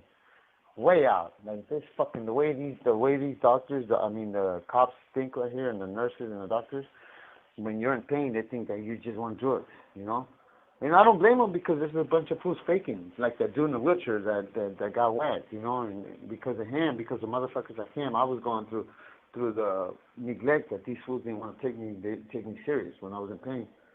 And so finally they took me to the hospital. Some lady cop found me passed out on the floor. After 2 weeks of trying to go to the doctor, they kept sending me back, and they finally found me passed out on the floor. I guess I was dying. I think I was. And they took me, and I woke up in the hospital. And I was there. I told them, look, man, you guys think I'm fucking bullshitting. You guys think I'm lying because I'm an inmate, and you guys are deliberately just being fucking evil. Like, this is not cool. This shit hurts. And they're like, are you sure? Are you sure you're not high? Are you sure you're not doing heroin and you're going through withdrawals? I'm like, fuck no, test me for drugs right now. And they didn't want to test me for drugs. They're like, oh, we don't have to test you. We could take your word for it. I said, nah, fuck that, because if you test me and you see there's no drugs in my fucking system, then you're going to take me serious. I was arguing with them, and they were like fucking getting it from me. And I'm like, yeah, man, fuck that shit. And I was in pain. Through the whole time, there was a cop on the side going, hey, Javi, hey, la neta, homie, are you malilla? I'm like, fuck you. I'm like, what do you mean am I malilla? I'm in pain, homie, you know. And I gave up, like, fuck you guys, then. Like, what can I do? The next thing to do is cry like a little bitch, and I wasn't going to do that. I wasn't going to give them the satisfaction of them seeing me cry, so I just fucking, it was hurting. I was screaming in pain, like, ah. And then finally they did a CAT scan, and they did an MRI, and they seen it. And they came back, I'll never forget, when they came back with this little violin story, like, we're sorry, Mr. YANEZ, we didn't catch it the first time we did the x-ray. We're sorry. And they brought me a big old shot of morphine. Man, they gave me that shot of morphine, and I was like telling them, thank you. I told them, I love you guys. I told them, I love you guys. Because they fucking took the pain, the feeling of fucking that pain that I had. Well, like, you would rather be dead, homie. That pain was so bad. So when they gave me that shot of morphine, the pain disappeared instantly. That the only thing I could say was, instead of saying thank you, I said I love you guys, because they finally seen that I wasn't bullshitting, and you took care of me. And and so after that, they took me upstairs, and they did the whole fucking bone biopsy, and they literally drill on your fucking backbone with a real drill, with a miniature fucking drill bit, you know, about the size of a pencil, and they drill bone out, and then they gotta customize the medication to your bone. It gotta match your blood cells and all that. So I was hooked up to they put a PICC line on my arm that goes straight to my heart, and the medication was being pumped into my heart because they needed to go straight to the main arteries, because it was poisoning my blood. Something was going on with my body. I was shutting down. It was making holes through my bone. I got, right now, as we speak right now, I'm gonna live with a hole. I got a tiny little hole on my hip bone. So when they do an X-ray, it looks like if I got shot, like a bullet hole, but it's not. The fucking shit was so vicious that it was eating through my bone, homie. And fucking, I pulled through. I wasn't supposed to make it. The nurses were telling me, hey, we've never seen this before. Nothing is working on you. I dropped down to like 119 pounds. And do you want to call your parents? We're going to call the priest. And I'm like, oh, shit, this shit is getting real. Like, and so I refused to die, homie. So I started working out. I would get off my bed, and they got like a little alarm. When you get off your bed, it starts ringing. It goes like, beep, beep, and they run. They don't want you. And they'll try to tie you to your bunk, but they can't, because you're in a cell. They can't have you handcuffed in the cell. Now you're in a hospital, but it's a cell. So I would get up, and I would fucking do squats. It was hurting. That made me cry almost. And I would be in there trying to do push-ups and leg lifts and fucking arm rotations. And I was fucking hurting myself because I want to make sure that I pulled through. I was thinking that was going to make it happen. And no, that wasn't helping. That was just fucking hurting me more and more, but I was trying. I was not going to give up. And then finally they brought another medication, and they matched it again.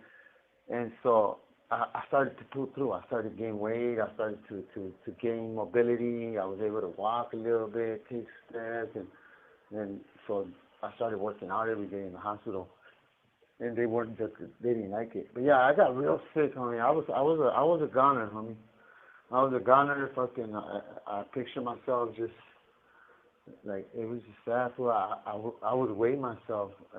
The bed's got like a little scale, and I would just pray. I would just pray to the man upstairs and just ask him to forgive me for all my sins, and that, you know, if I could please get another chance at life, if this one didn't happen for me, you know, can I get this next one? And you know, I was begging too. I don't remember. I don't remember exactly how I prayed, but I meant it. Like, man, come on, give me a break. You know the truth. You know what happened. Yeah, man. And it's crazy because at the same time, my dad had cancer. At the same time, when I was going through that, my dad was sick. Like my dad's a two-time cancer survivor too. He had stomach cancer, and so we both were like pretty much. You know, I never seen my dad get so sentimental ever in my life. Hey, can you tell that I'm walking back and forth? Nah, I can't. Is it messing up the mic? Nah, you're good. No? Okay, so yeah, that was just all bad, honey. It was all bad. It was part of, I could say, one of my main reasons where I started to really, I think it made me value life more. Just being so close to dying and pulling through, and then making something of it. Don't just, you know, I tell people this all the time. If you ever got so close to death and you felt so close to like your last day, you'll understand how to value life afterwards. You know, and that's how I mainly started pretty much my recovery, and, you know, not committing crimes, not fighting, not being violent, not doing drugs, not drinking, nothing. Because all I wanted to do was make all the wrongs, make them right. I just couldn't live. I couldn't live with the person that I used to be. I didn't know that person no more. But, damn, is it another earthquake?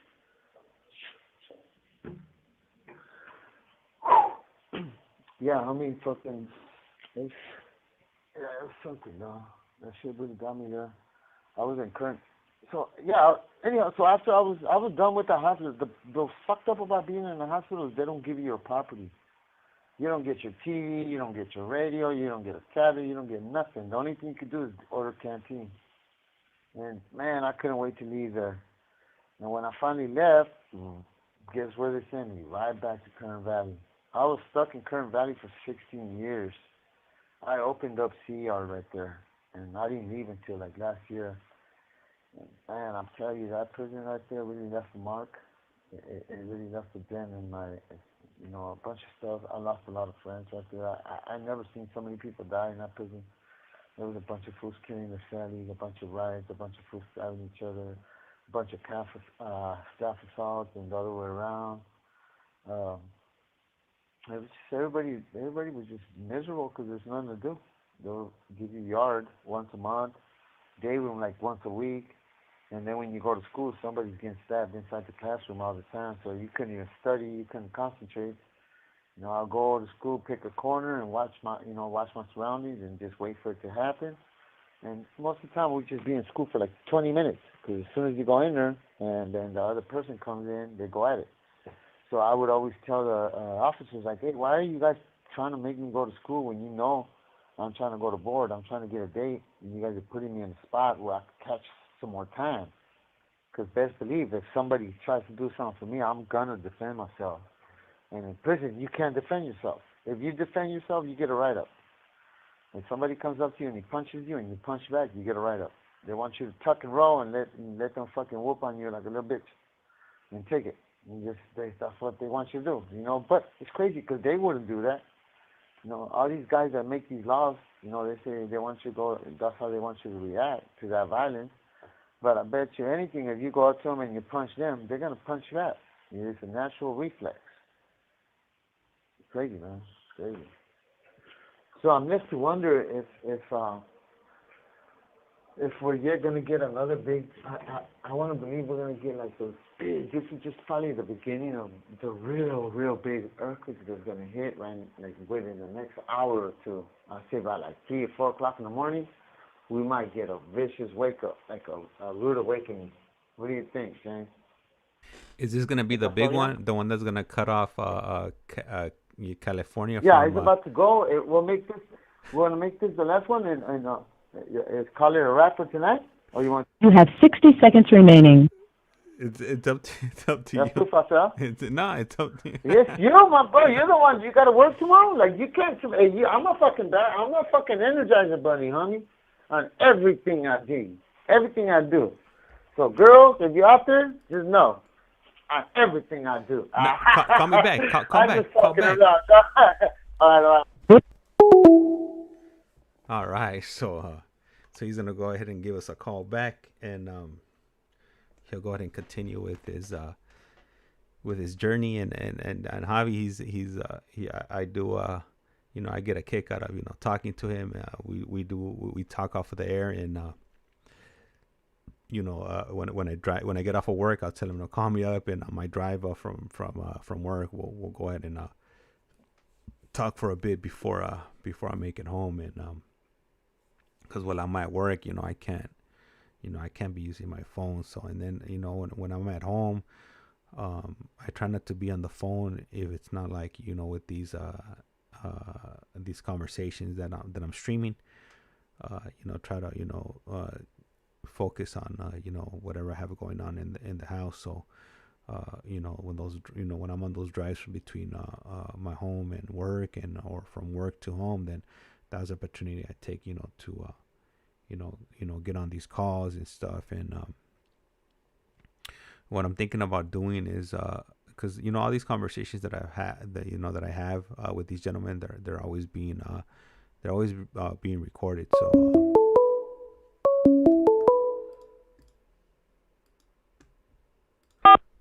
This call is now being Global recorded. Tel-Link. You have a prepaid call from Javier Yañez.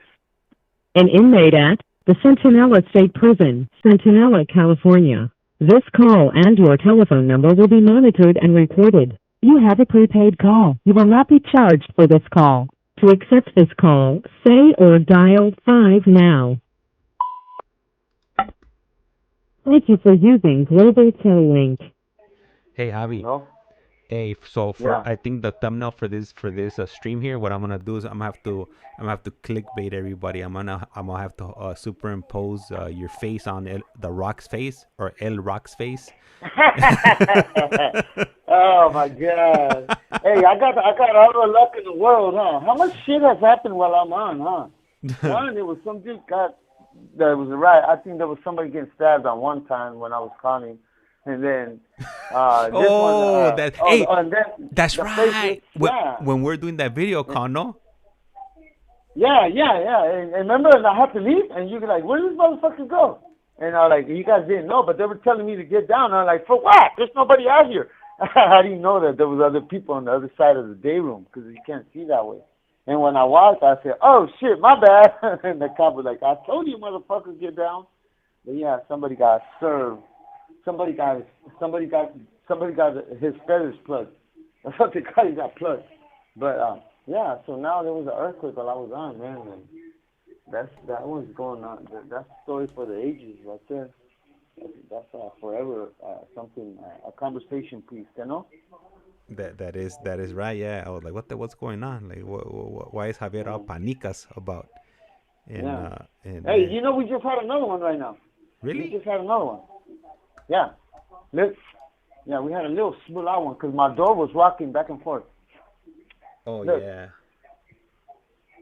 Maybe like a 3.1, 3.2? What was it? No. a 3, huh? No. You know what? Nah, it's the same one. Maybe it's Oh, like it hasn't maybe come it's up. what is it called? Like those the aftershocks. Tremble. Yeah, it was a tremble. When they're at, so they got the trembles, they got the aftershock, they got the earthquake. So this is just a tremble. But we heard it because Gary yelled at me. I got on the door. I said, "Oh shit, here comes another one." And Gary heard me. Nah, but you know Gary. what? Go see Gary. You should be having one of those little needles right there in your room with all the extra equipment you got. So like that. I do. you should. I do. You should have been what knowing it you was talking coming. About? I got it with the pencil in the tip, with the weight. I've been having it, but that motherfucker didn't move because I had the fucking jar of coffee right next to it. Yeah, I do that all the time. I do that all the time. Yeah, I learned how to do that in elementary school when I was in. I went to like a little science park. Javi got a seismic reader right there. Prison. Yes, I The got prison. this. Yeah, Hey, exactly. you're gonna have to do a tutorial how to do Uh-huh. the prison seismic reader. I'm gonna tell you guys. Yeah, you just get the weight from a pen. You get the weight. You get it out of a fan. The barb, because it's heavy and it's the perfect weight because the wind. You gotta get something that the wind is not gonna move, right? So that way you never see a seismic that is not there. It's gotta be so heavy. It's gotta be at least, I'm gonna say at least 6 to 8 ounces heavy. And so yeah, man, I'm telling you, dog. Like I one time I had a full gym in my cell. I had a concentration bag. I had a punching bag. I had fucking shit hanging off my ceiling. I had like a climbing little thing to climb, like do pull-ups on the light fixture. I had a motherfucking helmet under my bunk. You know the thing you lay on. What do they call helmet? Una hammock. Or what are they called? Hammock. Yeah, I had one of those and fucking. I used to sleep on that, and the cop used to fucking watch me. I said, "What the fuck?" Una maca. I said, "What the fuck's wrong with it?" Yeah, una maca. And he's like, "What the?" I go, "What the hell?" I go, "Is there something wrong with that?" He goes, "No. How the fuck did she do that?" I go, "It's a fucking sheet with the rope. I made a rope in the sheet. And what's wrong with it?" He's like, "No, you're just crazy, Mr. YANEZ." I said, "Thank you." And he walked away. I tell him, "Good looking." Hey, Yeah, but yeah, man. I'm gonna have to give Javier. I'm gonna have to give Javier the phone number for the seismic reader location right here in California. Yeah. Hey, fool, if I show you the tattoo gun that I tell you, I want to send this shit out. Oh, I talked to Presidente. I told my dog, help me send all this out, because he needed some Elmer's glue to make an envelope for his drawing. Uh-huh. And I told him, hey, by the way, I gotta send all this out. I got the fucking drawing of the cell with the phone on the side. I got the fucking the lighthouse under the water for fucking fish there, and I got another one for Leti. So I'm like, I gotta send it all at one spot, and I'm asking if you could send it out. So we can make copies. I can't wait for you guys to see my shit, man. I'm so mad at it. Like my prima that's got all my best work. I think she got mad because remember she was on one time. Her name was Lorena. I go, hey, we got a Lorena Garcia on her. I said, that's my motherfucking prima. And I said, I'm gonna fucking beat your ass, prima. Fucking bullshit. Where's my artwork? And she never fucking came back on. She never she never answered the phone again. I think she took insult to that, you know, or she got offended. But man, we play all the time, you know. She's fucking playing with feelings too hard. But yeah, she's got all my best work, dog. What a fucking cold broad, huh? Hey, so Marlene just put a message. She said, Javi goes into the day room reading the magnitude of the quakes tomorrow. Hey, yeah, hey, I'm pretty good. Hey, before you said what size it was? This call and your telephone number will be monitored and recorded. I was gonna say like 6.1 around there. I still want to say it was 6.1 because I always get it wrong on the first one. So watch, tomorrow they're gonna change it to 6.1 on the Richter scale. The Richter scale.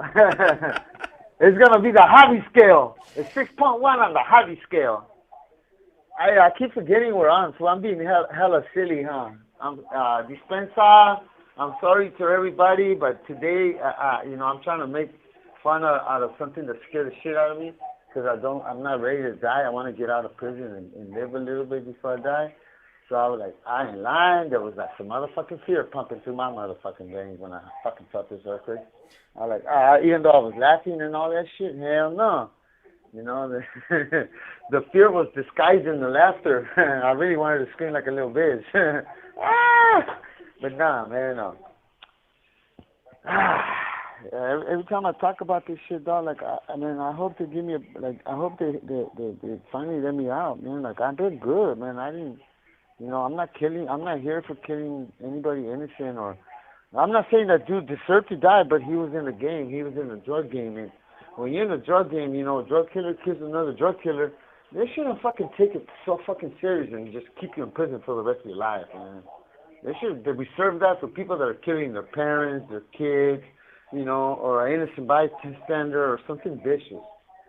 But, yeah, man, like, I hope this time around, this is gonna help me because every time I go in there, I get intimidated by the little questions that they ask, and they look you dead in the eye, and they're on a big old giant screen on a big old fucking 90-inch screen TV, and you're so little in front of on a chair sitting there, and then you just feel so small, and they're looking down on you, and you're looking up at them, and you're like, fuck, these dudes are gonna tell me whether I get out or not, and so it's scary, you know, because they're gonna fucking dissect your every fucking question. They're gonna fucking look you dead in the eye, and they're gonna fucking try to find you, catch lies and deceiving, and see if you're fucking deceiving them and all kinds of shit. So there's a little intimidation factor, and I'm ready. It's like going to a motherfucking Canelo and fucking what's that last fool? Remember the last Canelo fight? So I'm gonna go in there with the gloves on. Like, I'm gonna put all my fucking, bring out all everything I've been doing, how much I've changed. I'm gonna tell them, man. I'm gonna speak from the heart. Like, how would you feel, man, if you would have been me? You know, all I did was set up a drug deal. Somebody got killed. I didn't want to snitch, so I ended up doing 30 years in prison. Don't you think that's enough? Yeah, I fucked up when I was in here, but I'm in here. You know, you guys put me in here. You know, I had to defend myself and I had to survive. So it was pretty much no choice. Like, I had choices, but the other choices would have gotten me hurt. What do you think? Do you think that's gonna sound good? All right, yeah, like, yeah. Well, I can't. I ain't lying. I feel that. I can't advise you. Hey, I can't advise you because I've never been to parole board hearing, so I'm not sure. You know, so that's definitely a tough one. That's just tough. I mean, like you feel like I feel like when I got busted and I was going to trial. That's nothing compared to the feeling you have now when you done your time, and now when your life where you start going every 3 or 5 years, and they keep telling you no. Back then you were never. This call and your telephone number will be monitored and recorded. And now they're letting people out, and what gets me so fucking, like, it don't get me mad, but it gets me wondering why? Like, they let people out that did like vicious murders. You know, they let a dude out that killed his mom and his dad he did it when he was 12. Yeah, he was a kid. And they let him out, and guess what? He killed his girlfriend like 8 years later, you know?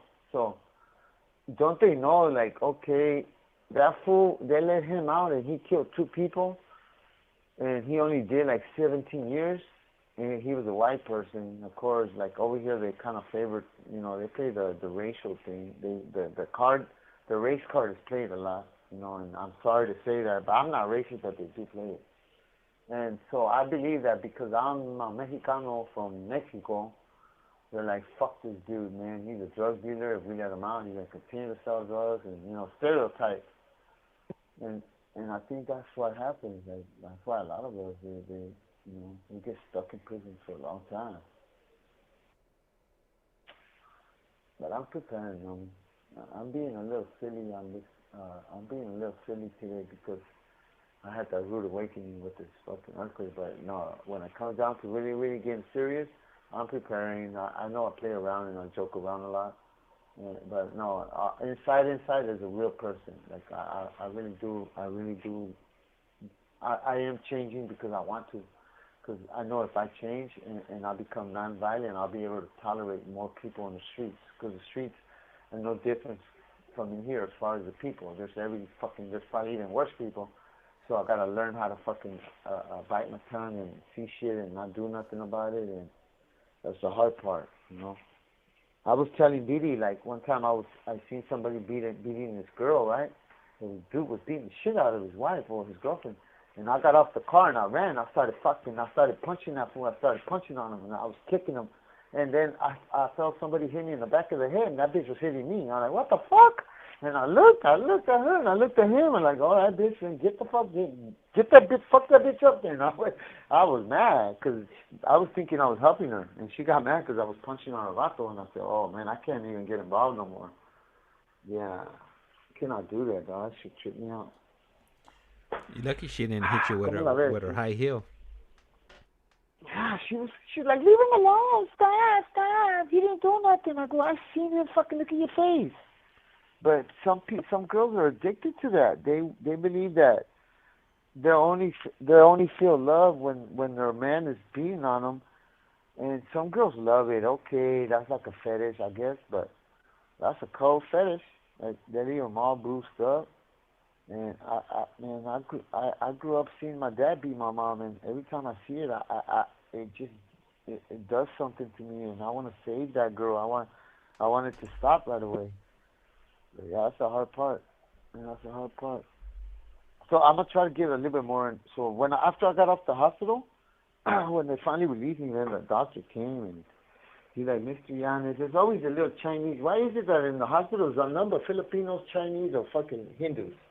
Why is that? Don't you work in a hospital? Yeah, I do. And now you're definitely right about that.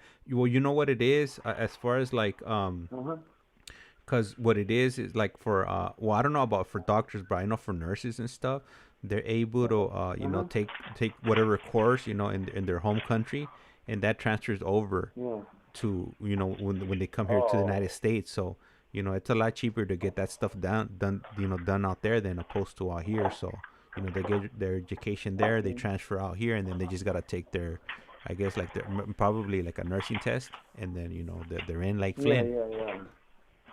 Yeah, it's like a fucking little short, like a community college kind of shit, huh? You have 60 seconds remaining. But yeah, man, I was, you know, I've been running through the dirt, homie. I've been through it. I'm pretty sure, like, a lot of people, like, in prison, you get to, like, when you meet people, you know, you gotta learn how to read body language and character.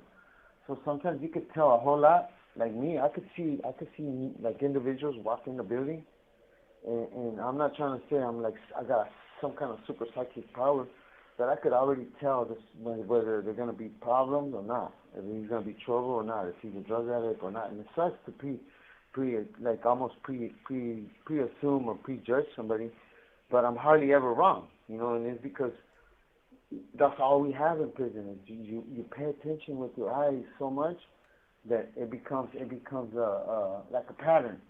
So somebody walks in and they're always looking around, and right away they go. All right. So after this call right here, we're gonna connect one more time, and then we'll go ahead and call it a night. Well, we'll go ahead and do the full 2 hours, and then I should be having some more calls coming up. I gotta check my messages on the app. I think I have something scheduled for tomorrow. If not, for sure, I got some calls scheduled for Tuesday, Wednesday, maybe even Thursday. So definitely, you know, be on the lookout for that. And I can't wait. You know, this week is definitely gonna be exciting. Hopefully, you know, I'm able to you know, have some of these gentlemen from Calipatria, you know, call in. Hopefully, their tablets are in working order this week. Or I gotta kind of figure out, you know, at what time would be the best time to do these calls when they're having the least amount of either connection issues or data issues. I'm not exactly sure what's causing the issues over there, but it just I guess it's random. Hopefully they fix that, you know, sooner than later, because they're not making this easy. If that makes any sense. Anyhow, so you know, Javi should be calling us shortly. Once he does, then he's gonna go ahead and continue with his story, with what his health issues and whatnot, and what his experience was like when he went to the hospital. And I think Javi so far, I think he's probably been one of the ones that I've had the most phone calls with so far. I think with him, you know, we the way, you know, we communicate and get along,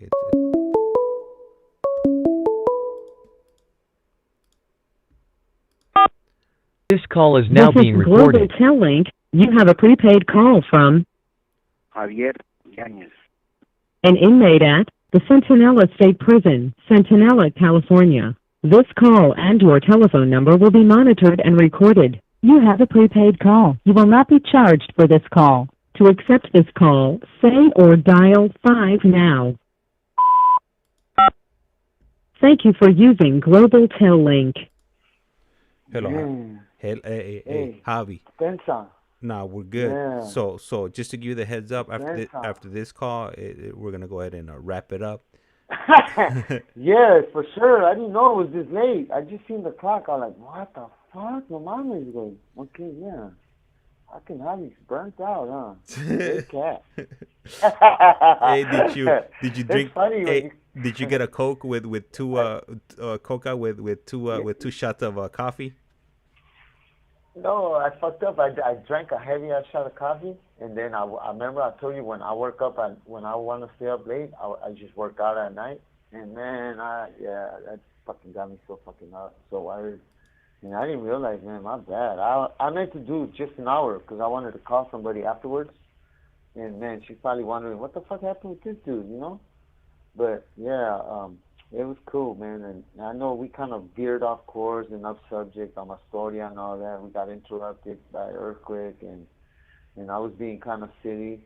And it's been a while because, remember, for a while we were doing it like every other day. I think, was it something like that, huh? Like every other day or every 2 days we were going on? Yeah. So, or every day sometimes. So we took this long break, and then, you know, of course I forgot where I was at, and I don't write nothing down, homie. I've never been one of them post-it notes. I write like I was gonna say earthquake dates. I write like birth dates and fucking, you know, certain name of certain songs and shit. But I don't prepare for this. I don't fucking write. I don't know if people do or other of your interviewees. Prepare. A lot of people say it's good because, you know, you sound more, you don't forget to bring up certain things that you meant to say. And yeah, I get it, but to me, it's like, I don't know, if I write shit down, I would feel more like I have to follow that line or follow what I wrote.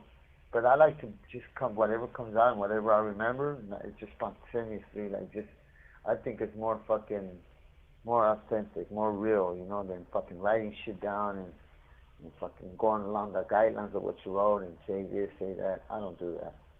So I apologize. I know you're not tripping, but I want, you know, whoever's listening, that this is usually not me. I'll probably talk and clown for like the first 20 minutes, and then I'll go to where I left that on my journey.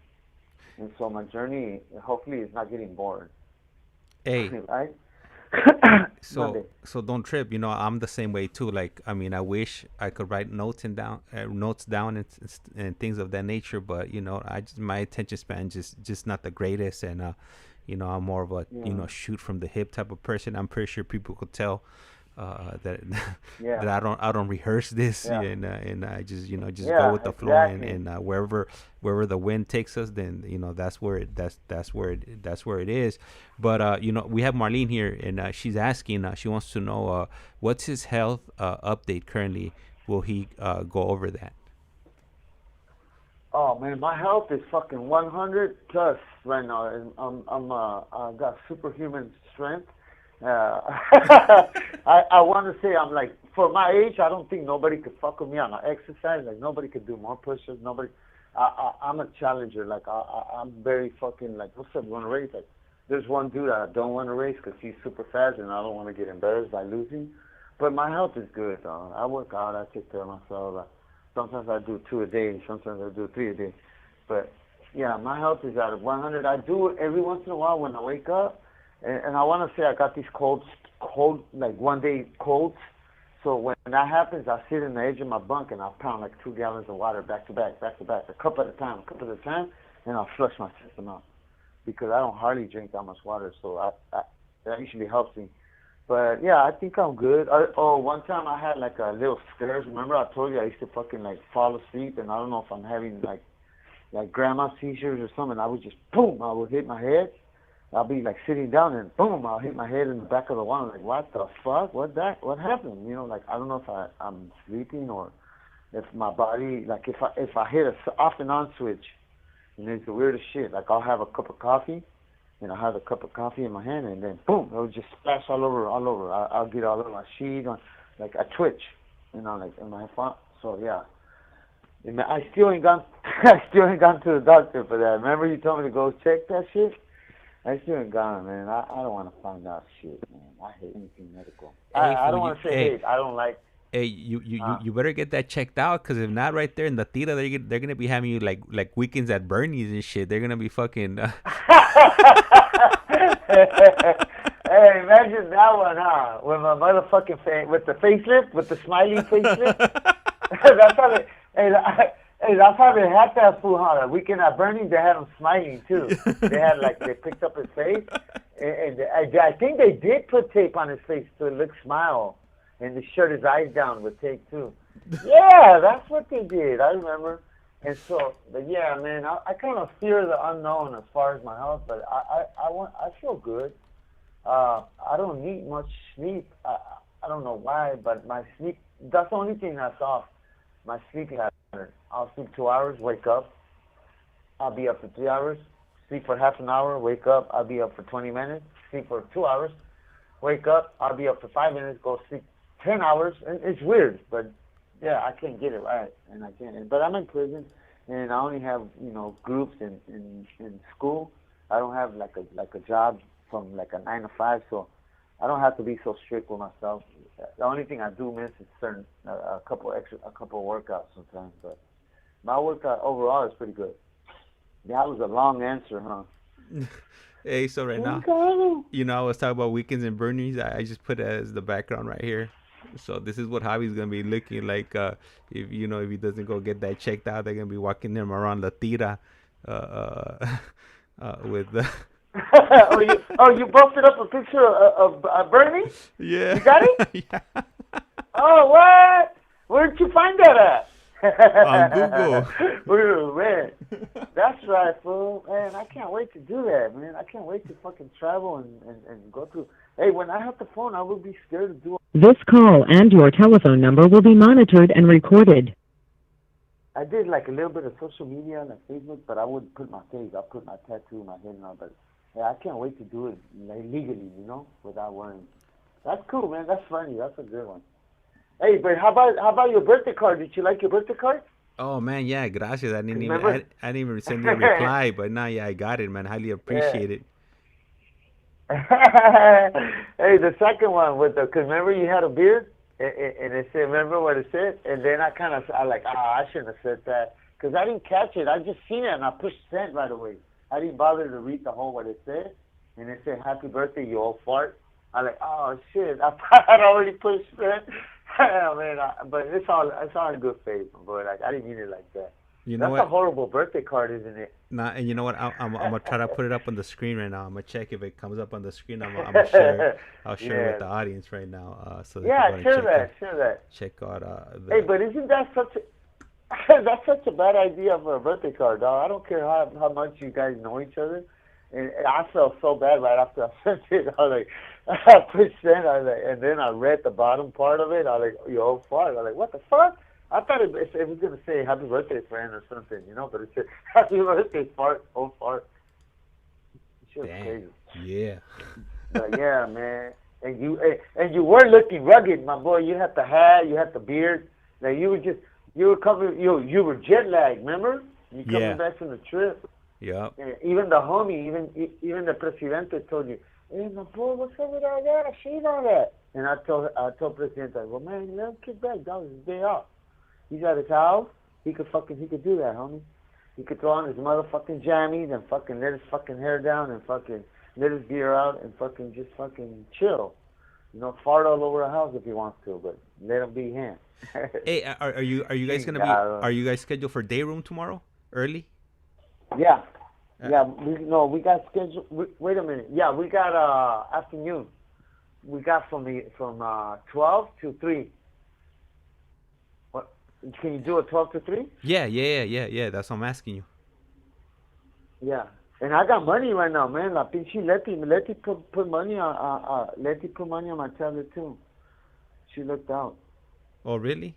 She's been banking in on the fucking, she does the taxes, so she did like 1,000 already, and imagine she gets paid for each one of those. And she told me like the first month she had already made like 130,000. on her job because she owns 2 franchises. I'm like, damn, pinche Leti, kick back. Like, but I still don't feel comfortable taking money from her because she got so many kids and she got so many bills that I tell her, like, no, don't do that. Hey, wait, you shouldn't be saying that stuff on here, fool. You might have some people trying to track her down to ask for if they could hold $1 or 2. Yeah, hey, you know what? That's what you get when you work hard. You know, she went to college, she studied. Yeah, I got you though. Hey, wait, se me sale. Sometimes the shit comes out. Like, I gotta be careful, man. Look, here's another funny one. Look at this, another funny one. So I'm doing a Bible study, through the JAVIER, right? With a sister. Her name is Sister Carol. And she's been wanting me to call. She was like, call so we can meet, and we could talk about how your studies, and because I told her how I struggle and I don't understand certain words, and so I haven't called her because I'm so worried about my cuss words slipping out, because you're talking to somebody so as a nun, and I would feel so bad if I would be talking to her. Oh yeah, I'm gonna follow that shit because I'm very vulgar sometimes. Se me salen palabras. So Biddy K was telling me, no, just tell her ahead of time. Look, I'm sorry, I've been in prison 30 years, so if I say any cuss words, I don't mean it. They just come out. They just roll right out, But yeah, I find that hella funny. I still ain't called her, and she's been asking me for like 2 weeks. Like, call, man, don't want to call. Like, nah. But I'm doing my homework. And she sent me like a easy to read Bible, like with the big old letters, because I told her my struggle with reading. I'm good now, though. I learned it. I mean, I got it down to a T. But, man, my boy, this was a cool. I can't believe we did this long. Hey, un chingo de gracias. I guess it's a good bounce back, I want to say this is like a bouncing back interview on this one because, man, I was just planning on doing an hour. How it happened, I don't know. I think that earthquake fucking added an hour or something because I refuse to believe it's been this long. Hey, that earthquake put you straight, panicas. Yeah, yeah, and when I get paranoid and when I get nervous, I just talk my ass out. Pinche matralleta, Hey, one time they call me the motherfucking AK-47 one time, the pinche Uzi. I go, my boy, you just fucking go, homie. I don't know. We live one motherfucking life, and I'm going to do it like that. That's who I am. That comes out, and sometimes I double... I kind of ask myself, I go, man, I hope I'm not becoming like obnoxious or I sound like kind of dumb or like I'm trying to fucking be a showboat, and I'm not. I'm just me, and that's who I am, and dispensa. And if sometimes I say shit that's just fucking completely retarded, just pretend you didn't hear it. Don't ask me questions about that. Hey, don't ask me questions about the retardation. Yeah. Hey, so we're getting down to like a minute and like 50 seconds, so like that. If you want to go ahead and give out your shout outs before the linea gets cut off, and we'll go ahead and call it a night. Abuelita de Batman. Okay, so first let's fix the Abuelita de Batman and why I say it, because some people still got it wrong. Abuelita de Batman is like saying it's a form of like a way to express hell yeah, like do you want like say we go to the liquor store and so you want something, and I say hell yeah, give me a candy bar. So I would say Abuelita de Batman, agárrame una pinche candy bar. So yeah, otra vez al Richard, a la Biddy K, a la Marlene, su hermana, or Gary's sister, I think Regina, todas, everybody, man. I'm very grateful that you guys are supporting them. You have 60 seconds remaining. This call and your telephone number will be monitored and recorded. Double whammy. And we got double whammy, Danny, and this is crazy, man. They just killed us right there. I was on the road, and so yeah, all you guys are helping, man. Because at the same time, we're not just doing it like this is all for the good, man. Like people hear about the real shit in prison, and people don't want to come to prison, and that's our goal. We want our goal. I heard there's a ex-lieutenant doing a show. Have you heard about that one? If you haven't, I'll write down the info for you. Yeah. But there's a lieutenant that used to be, and that's cool because he's exposing all these foods and exposing the corruption. So yeah, that's the main goal. So Saludos a todos, al ICEMAN, al pinche, al SoCal Fish Killer Slayer, y al Botox lado. Dispensa, hey, forgive me, my boy Fish Slayer, man. I struggle. You know, I can't even say synonym, bro. Synonym. Oh man, how he cracks me up. I don't even know. I don't even think I'm able to fall asleep right now when I hit the bed. I don't know how I'm gonna do it, but man, hey, Javi definitely, he cracks me up, man. Really, really good attitude. Even after being in there for 30 plus years. Anyhow, I appreciate everybody that was participating in the chat today. And let me just go ahead and check out Marlene, man. Marlene definitely putting in that OT. Really appreciate it. Hopefully she don't have to work tomorrow. And Biddy K, tuning in from the UK, coming in from Britain. All right, and then who else was in here? I think that was pretty much it. It was Biddy K. Oh yeah, and HG. All right, and with that, life's like a candle. Once you blow it, it's lights out. And with that, I'm out. Good night.